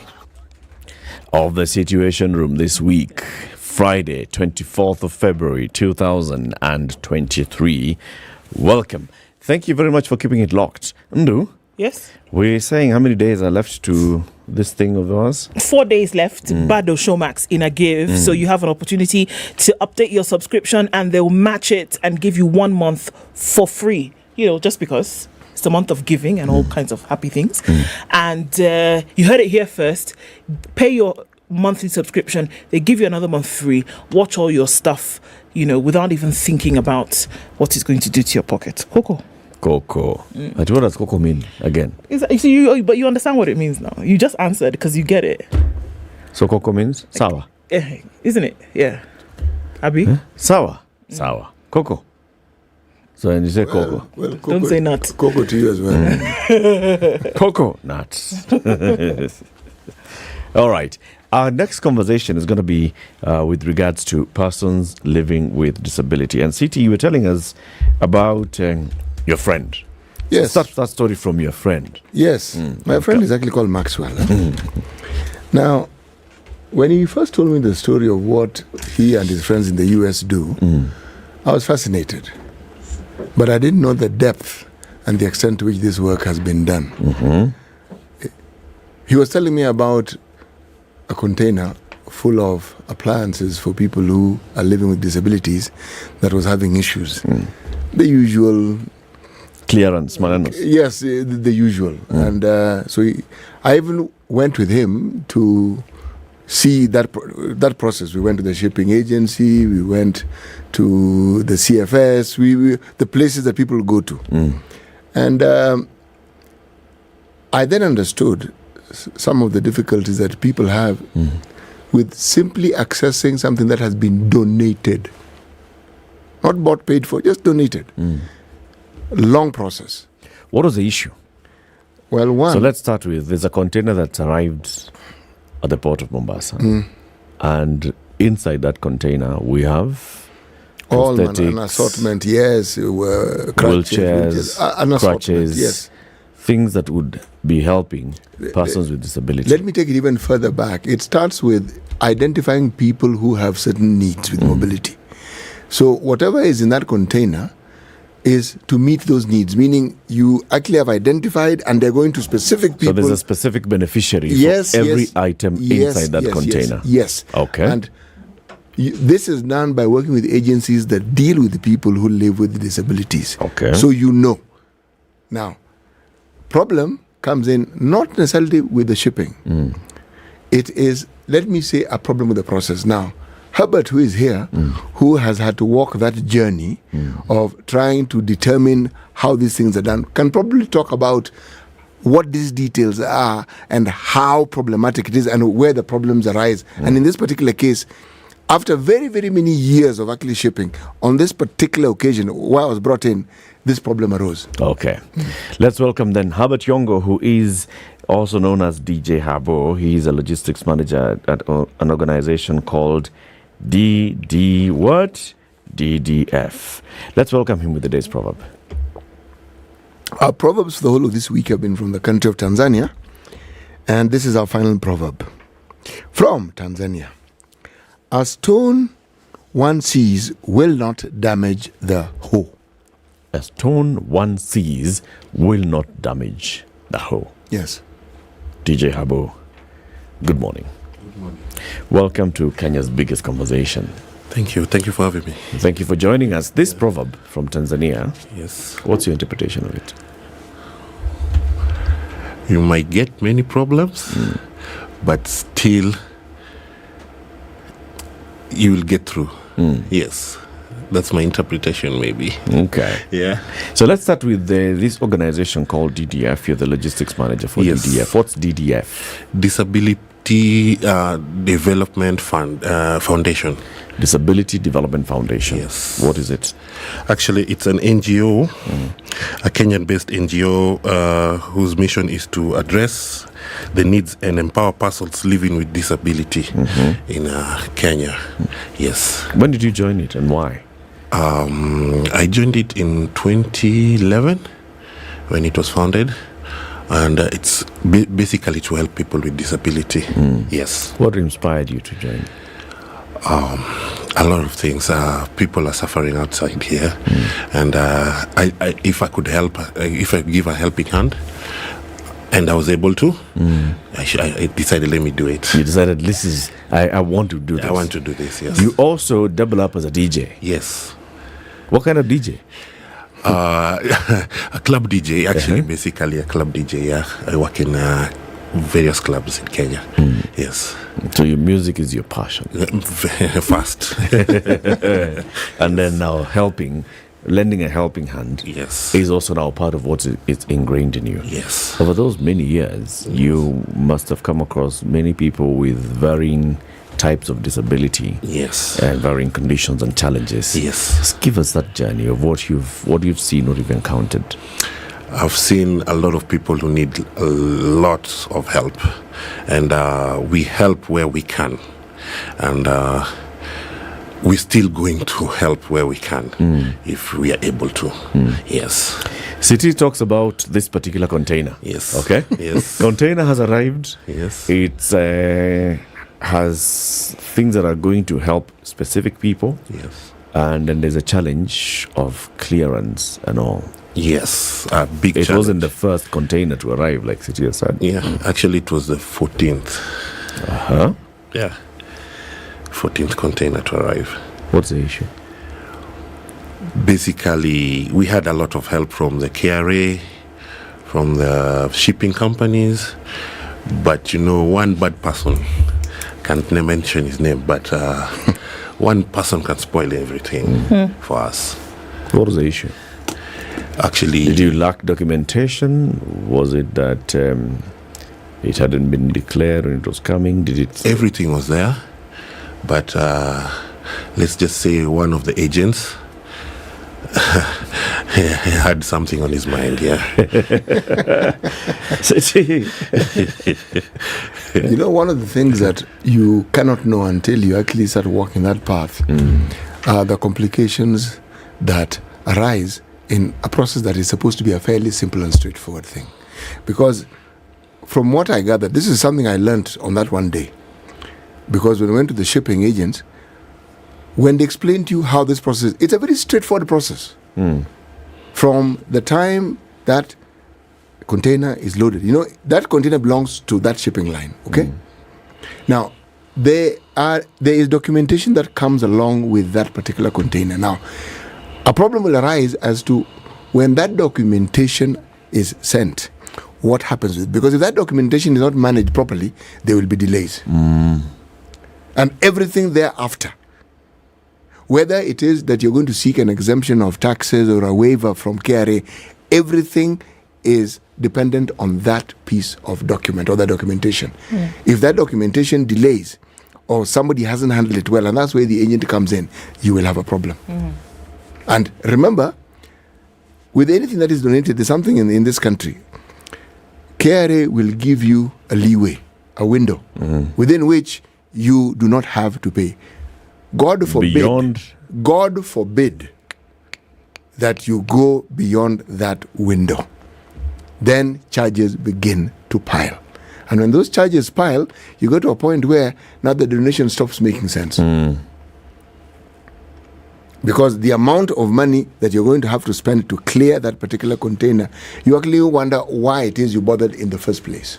What? Yes. And it is simply what is in the books. It's not as though somebody is being unkind to you. No. It's a process. Yes. And even if you want an extension, that documentation also needs to be provided for in time so that they can consider an extension. If you don't provide it in time to consider that extension, so no extension is given, strictly, those 10 days is it. Thereafter, it doesn't matter what language you use. It just keeps piling. Okay, so from the point of origin of this container, who was it meant for? What was it supposed to come and then who was it supposed to come and help in Kenya? And how was that then supposed to play out? If you can, jump over that initial hurdle of getting the stuff here, who was it supposed to help and what parts of the country? This container especially was going to Naivasha. It was going to help everybody who was registered with disability, what's the name? Everybody who was registered, who has a CBO, or mostly the CBOs in Naivasha, which are registered. Because you have to register and inform people that there's a CBO dealing with people with disability. So this one was going to Naivasha, which would be spread to Gilgil, Narok, and so on and so forth. And people in the environment. Yeah. So, like now, for you as DDF, how Yes. do you identify, the people that you work with? What kind of assistance do you give? Basically, we work with Crutches for Africa, which basically and the government, as the CBOs who have registered, there's a place where you get them on the internet to get the CBOs, where you can identify which county they are, which town, and so on and so forth. Yes. So how do you reach out to them? Like maybe you can take an example of one person, not even through an organization, right? Like Yes. one person that you've walked a journey with them. This is how you found out about them. This is how you reached out to them. This is what you did to actually support them. Finding out, we get a collaboration with the Department of Social Services, the county offices, and mostly I'll say churches. Yes, the pastors, priests, are the people who know. They know the people, Yeah, actually, they know right? the people, yeah. So when you say you work with organizations, then what role do these organizations do beyond identifying the people who actually need these appliances? First of all, they identify the person with disability. Okay. That's a good thing. And then we try. Mostly they don't do enough. That's why we step in by giving them mobility devices so that if she's a mama mboga, she can get to a place to sell them mboga and stuff like that. Yeah. Let me ask this question, because I'm looking at what you do, and I'm looking at the very many organizations in this country that say that they're in the space of helping people with disabilities. Yes. Okay? Yes. You bring in the container. Yes. You give it to whoever it is who is supposed to. How do you then ensure that the people who are supposed to get it actually get it? By distributing, we do it ourselves. We personally, me and people from DDF, we personally, even Crutches from Africa, they come down from the States and we do it ourselves. Physically. Meaning, you are told these are the people, this is where they are, so you go to them. We go to them, we carry the devices and distribute ourselves. Is there a follow-up? Like once you've identified, let's say you have gone to a certain town or certain village, yes, and you've identified person so-and-so who is living with disability, and then you've seen what this person needs is maybe crutches or wheelchair or prosthetic, and then you also now coordinate for them to receive it. Yes. Do you now start that journey with them, or once you give them, what then happens? After you've given them this donation of crutches or wheelchairs or prosthetics, what happens thereafter? Actually, do follow-ups. And recently with the coronavirus, where everything was locked down, we were also supplying food. We're giving away foodstuffs to the people who received the crutches and the devices. Yeah. So that's part of the follow-up. Are there many people who actually don't have this? There are so many. There are so many. So many people. So what happened? So for those who have not gotten, obviously these devices that they need, whether it's crutches, whether it's wheelchair, so they're actually at home, or are they carried? What happens on a normal day when they don't have the wheelchair, where they don't have the crutches, where there was nobody to come to their aid to be able to help them to move from point A to point B? Some have family members who help them out, but some have good neighbors also. Yeah, and some just struggle. I've seen a lady just struggling she lives on her own, but we decided to get back. Even if, let's say, this container, everything gets over and gets finished and somebody didn't get, we find a way to reach that person. She gets a new, even if you have to buy it from the hospital. How often do you bring containers? Our last shipment to Kenya was, the last shipment was, I think, 2 years ago. Yes, but it had to come from Uganda. What do you mean? because of the KRA taxes and stuff, we have to take it to Uganda and then ship it back. Wait. It arrived in Mombasa. Yes. And then it went to Uganda. It was intended for Uganda. But Ugandans also, let's say, they had so much, they decided to give us some more. Now they donated some, yes, to us. Yeah. How many countries on this continent do you work in? All over Africa. I think the only country we've not touched is maybe Ethiopia. Mm-hmm. Yeah. Is there any specific reason why you haven't touched Ethiopia? No, but we are heading there. You're heading there? Yeah. Yes, we were supposed to actually get in touch with Dave Talbot, yes, who is your US contact. Yes. But technology is actually doing its thing.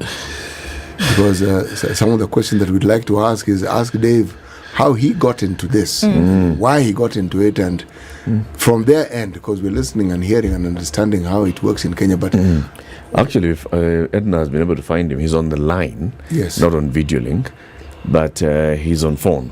Dave, good morning. Yes, I'm here. Hello, how are you?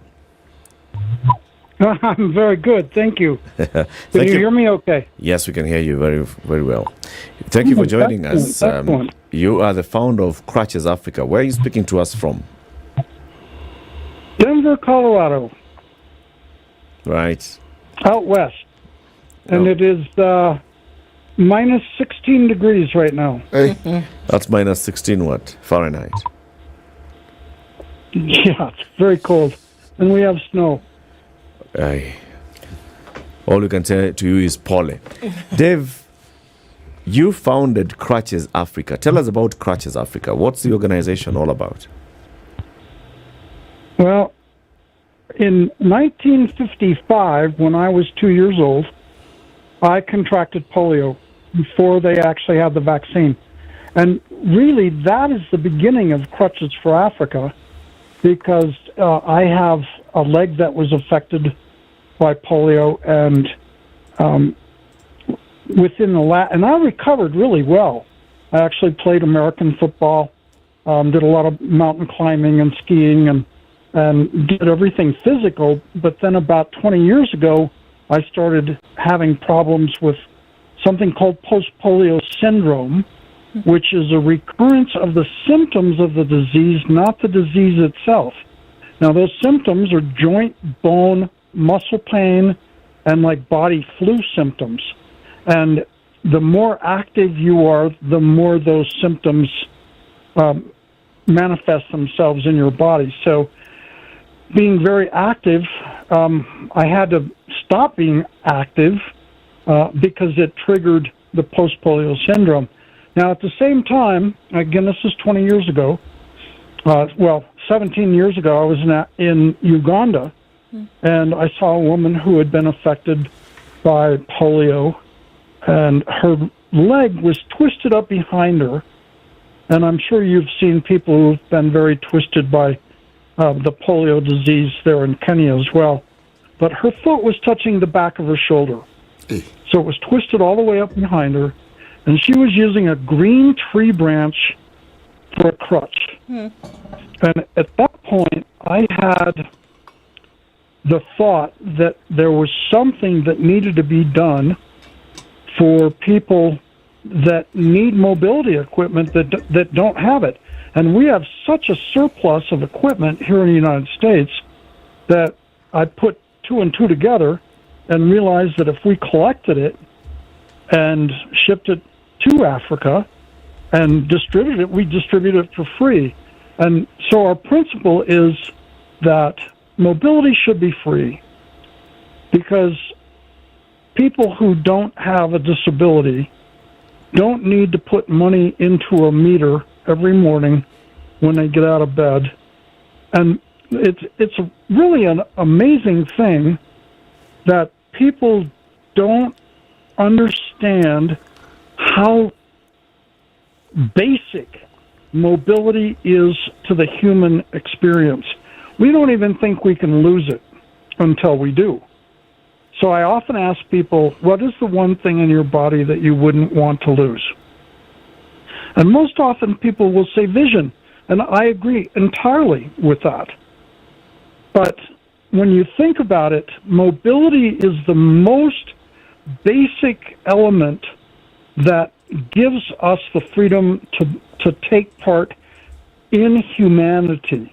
Because if we can't get up out of bed to even go to the toilet, and of course to make coffee in the morning or whatever we do, the first thing, we swing our legs out of the bed. And if you can't walk, you need someone else to carry you, or you have to crawl on your hands and knees, or to scoot along on your backside and your knuckles.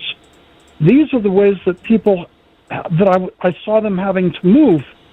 And it's a struggle.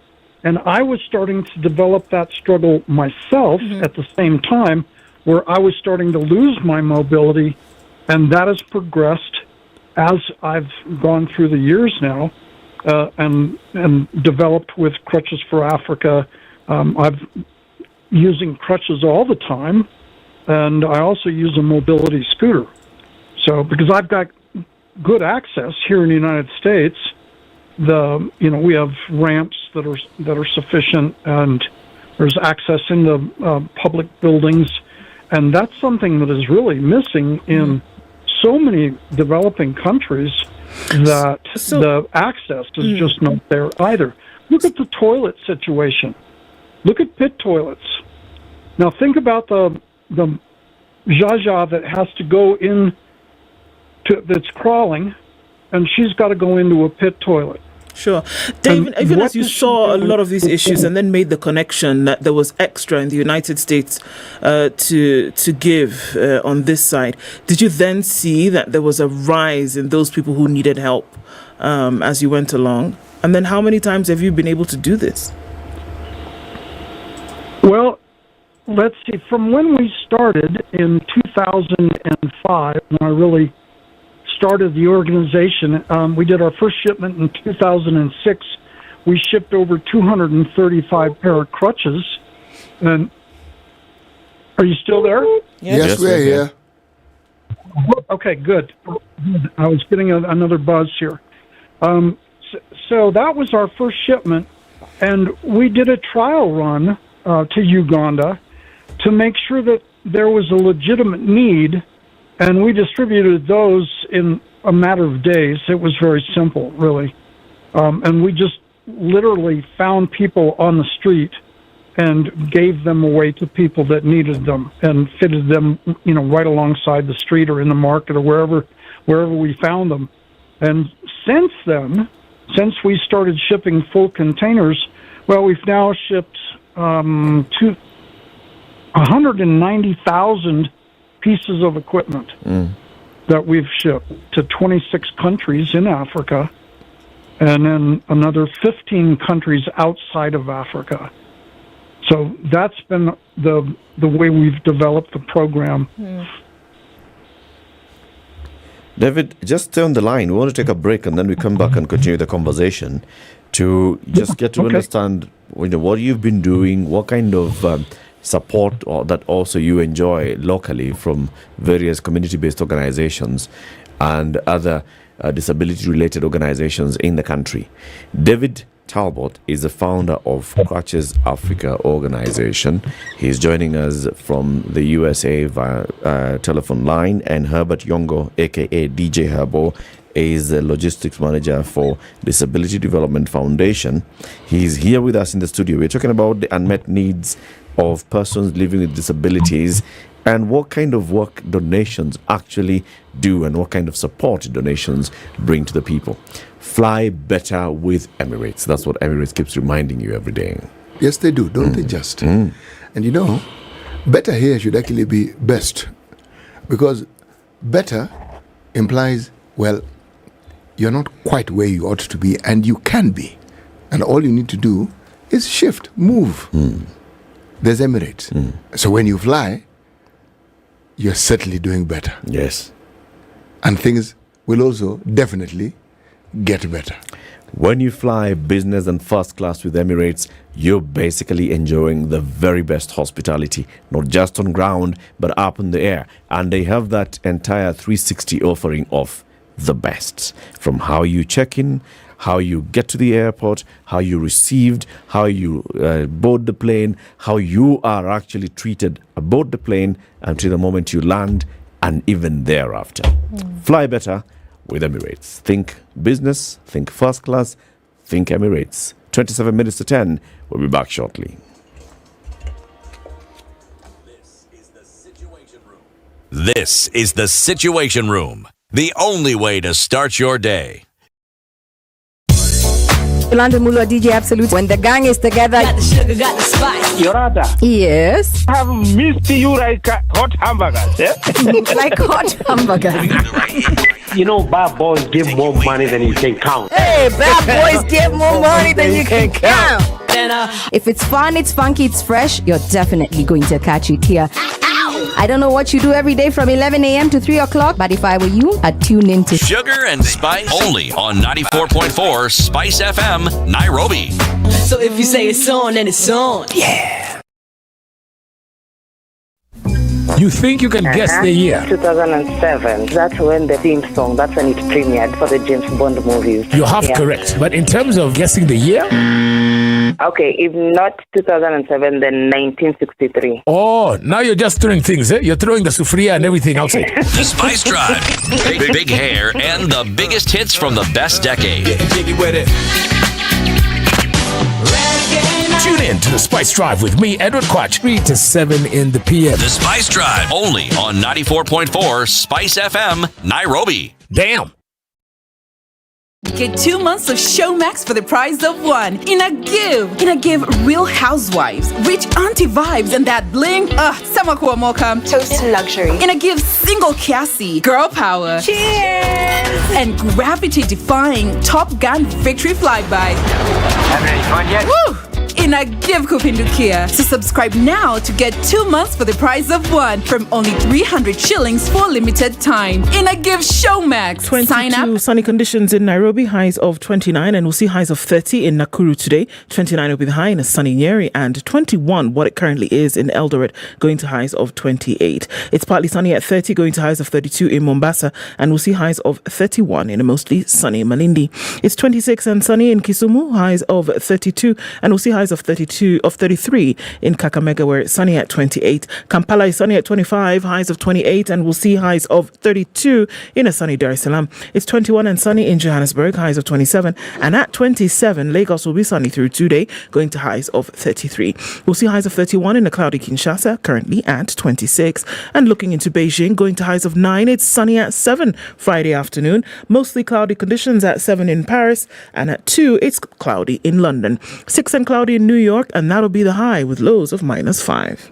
And it's -27 in Colorado. I can't even imagine it. -27.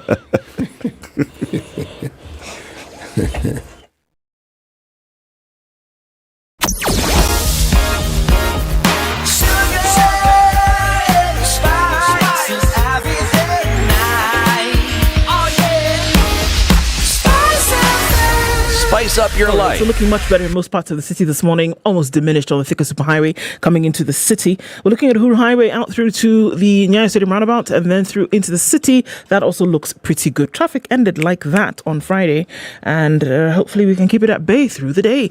Spice FM KE on Twitter through the morning, just in case.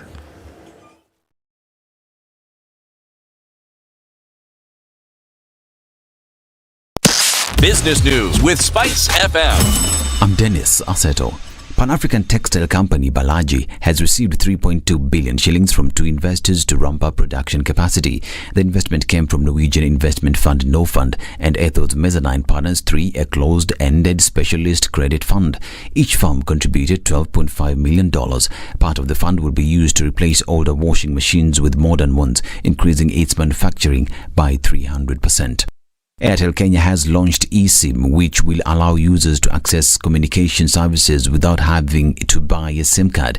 eSIM is a digital SIM card that enables customers to access the same services as those with physical SIMs. The telco first rolled out eSIM in Nigeria before Kenya. It plans to roll out the product in 14 African countries later. German pharmaceutical company Boehringer Ingelheim has opened a new scientific office in Nairobi that will serve as its sub-Saharan Africa headquarters. The new offices will help the company expand its presence in the region. Boehringer Ingelheim India, the Middle East, Turkey and Africa Regional Managing Director and Head of Human Pharma Mohammed Tawil said the firm is committed to improving human and animal health across Africa. Zitech University is looking for a head of department in ICT and engineering with a master's degree in information technology with at least 3 years of teaching experience at the university level. Suitable candidates are required to send their CVs and cover letter by 27th of February 2023. Visit jobs.digger.co.ke for more information on these and other jobs. Digger Jobs, your credible and trusted jobs partner. Spice FM Business.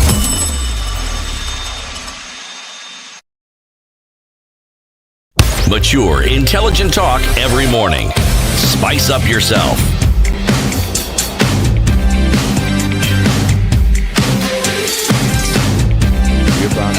Mornings done right.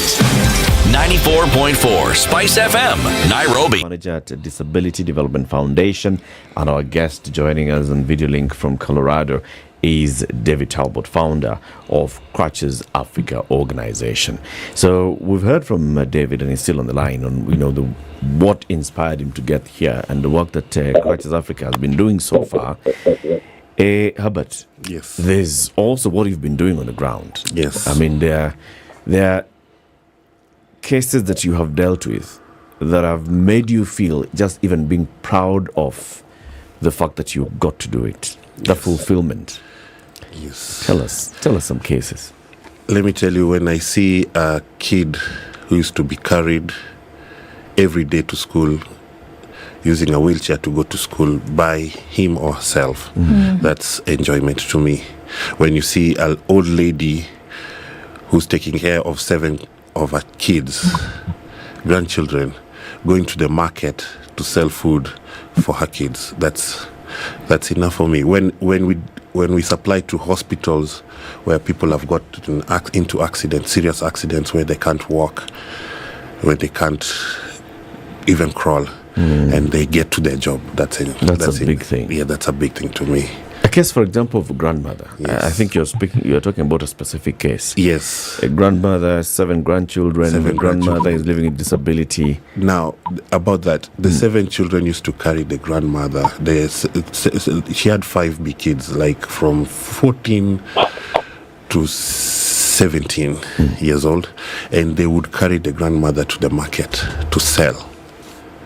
Every day? Every day. So she would go to the market. She's the one who's actually carried to the market by her grandchildren. By her grandchildren? Yes. To go and sell goods. Burger and stuff like that. And then carried back home. At the end of the day? At the end of the day. What sort of distance? Oh, it was around 4 kilometers. What? And she lives in a hilly place. And the market is way up in the hill. Every day? Every day. Has she lived with disability all her life? Yes. She was born with polio. Okay. Yes. So she never had crutches? She never had or crutches, a wheelchair growing up? Or if she did, they got spoiled in some way. Was she getting any other... was she aware of anywhere else where she could have sought help? It was inside, way interior in Busia. I can't remember the name of the place. It was way inside. The nearest hospital was 15 kilometers from where she was. And that's where we got big shout out to all the chiefs in the area, all the chiefs who helped us get these mobility devices to each and everybody in the community. Yeah. The chief heard about what we were doing and took us to her place. We had to park the car somewhere up a hill and walk down. We were actually Dave. Yeah. How do you find these folks who are in need? Or do they just, one hears that you helped and they come, or how do you find them and decide who you will help? There's a National Council of Persons with Disability in Kenya, whereby the registered CBOs are. And mostly, as I said, the priests, the chiefs, hospitals, they know the people in the community. Yeah. So you reach out to, you go to the National Council, you find the CBOs, you reach out to the CBOs. You reach out to CBOs, and then we call the director or somebody on the CBO chairman. He gives us advice on how to get to the place. And when we reach there, we get the priests, we get the chiefs of the area and so on. So by the time you're getting there, this person is already in touch with a community-based organization that supports people with disability. Yes. But this CBO has not been able to give them this mobility equipment. Yes. So what has the CBO been doing to support this person? Maybe most of them maybe give out foodstuffs and stuff like that, yeah. But mostly the CBO's main agenda is ways to help the people with disability. So they look for funds and stuff and foodstuffs and things like that to help the people with disability. But clearly, if the work that Crutches for Africa does, and if they have to come in, it means that many of these CBOs are not able to provide this. Yes. To everybody. Yes. They provide some to some people, but they don't provide, they are unable to provide for everyone who needs them. Yes. So you should remember also, Kenyans are stubborn. So if you're told to register, they think that you should give out some money, something. Yeah. So they don't come. So that's where the priests and the chiefs come in. Because they are the ones who are directly in charge of the community. Them, yes. Okay. Yes. Dave, how do you mobilize this equipment from your end? We use a lot of Rotary Club members across the country that help us with collection, and we have consolidation points in Phoenix, in the state of Maine, Philadelphia, Western New York State, in Washington State, Los Angeles, Atlanta, Georgia, of course here in Denver. And so our consolidation points, when we have collections in other states that are out and don't have a consolidation, they'll actually bring it to one of our consolidation points. And then we organize everything that's there and load up a 40-foot container, and that's how we ship it out then. Do you get new equipment, or is it secondhand? It's interesting. A lot of it is used equipment, and we always try to, anything that's used, we want to be A or B grade, but we also receive a lot of equipment that does come in that's brand new, and it's surplus. And it's interesting that the suppliers here in the U.S. receive shipments in from the manufacturers. Let's say the manufacturers are in China, and the distributors here in the U.S. receive a new shipment, and then they send that out to the retail outlets, the different stores that sell these products. And when the stores get the new equipment, they take the old equipment that is still hanging, that's for sale, and they ship it back to the distributor, and now it's dead equipment. And that equipment, generally, it can't be resold or given away anywhere in North America. So Crutches for Africa is a perfect situation for us to save it from the landfill, for one thing, and to get it to people who need it. And so often we have brand new equipment that's simply surplus. This concept of surplus is actually very interesting. Dave, are we then saying that in the United States, people who need this sort of equipment, everyone who needs it, has access to this equipment? Very much. The access here is very reasonable. Even for people who don't have sufficient income for the equipment, they have resources here through different organizations and church groups that will provide them with wheelchairs or whatever they need. And so we just have so much of this that we're throwing away thousands of pieces of equipment every day. Thousands of pieces that are going into the landfill. And so we're trying to stop that flow and to repurpose it and get it to the people who need it. Dave, when you think of what you have done in the years that you've done it, how has the motivation and the purpose that you had first started off with changed? Or is it still the same? As far as the vision? Yes, as far as the vision. And then, of course, and the accomplishment of the things you'd set out to do. The vision was something that God gave to me. And it was it was a gift to me to be able to step in and to do something. I find that people often look for something and they never find a way to actually benefit their brothers and sisters in other parts of the world. And I'm very blessed that I have the opportunity to do this. So that was in the beginning. That moving forward in that has just been a very rich experience. And you asked DJ about how it feels when we give stuff to people and we see how much it changes their life. Bless you. Paula? I'm just recovering from some bronchitis. But the vision has stayed very much the same, very focused, and I'm not wanting to be distracted from providing mobility equipment. However, there's an expansion of that to the rights of people with disabilities, and that deals so much with access, to be able to access buildings, to be able to access public facilities, and again to access the toilets, which is just such a basic human right. So, I mean, looking at longevity, it's interesting because you spoke about surplus, that folks in the states where you are, that you know of, that they don't really have a problem getting some of this stuff. Do you have a challenge then picking up the surplus?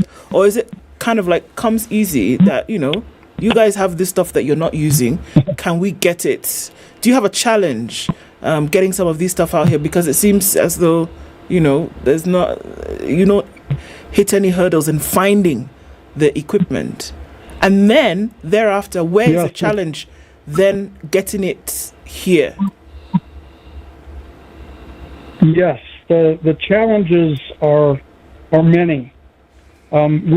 It's an amazing, Rotary is such an incredible organization, and the people in Rotary have a desire to help, and there's of course no one is getting paid to help.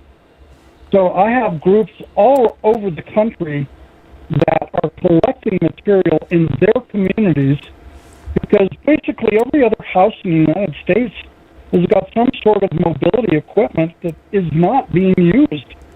Somebody used it for a week or two, and it just goes into a garage or a barn, and it stays there and gets dusty.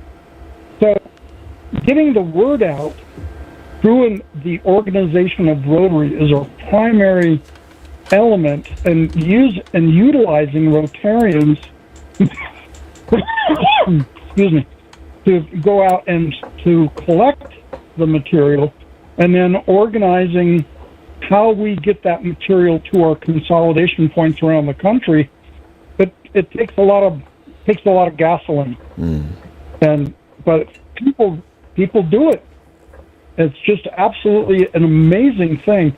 And when people understand that they're helping somebody to achieve life and to gain an element of freedom, it's very exciting for them. And when they realize that from their hands, it goes into a container and it goes to Africa, and within 3 or 4 touches, it's in the hands of a person who really needs this equipment. not on a temporary basis, but on a lifetime basis. So, yeah, there's a lot of challenges.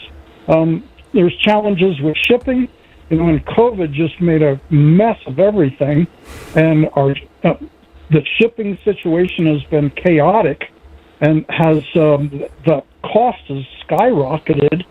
So raising funds is another aspect of what I do, and we have individual supporters, and we get some grants, and we're always looking for the funds that we need to be able to ship the items to get them into the hands of recipients. But it costs about, let's say, $5 per item. So if it's a wheelchair or a pair of crutches or a cane or a walking frame, it's about $5 to get it from the United States into the hands of a person in Africa.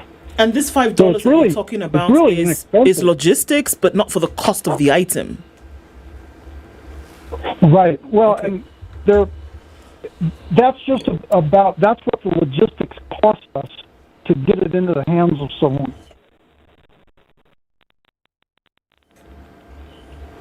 So I've got to ask you this question, DJ. When the equipment arrives here, and you've already identified somebody who's a beneficiary, and you take it to them, do you then determine after how long they need a replacement? Because, like you've said, I mean, these things, it could break down. If it's a wheelchair, if it's a crutch, if a pair of crutches, they could break.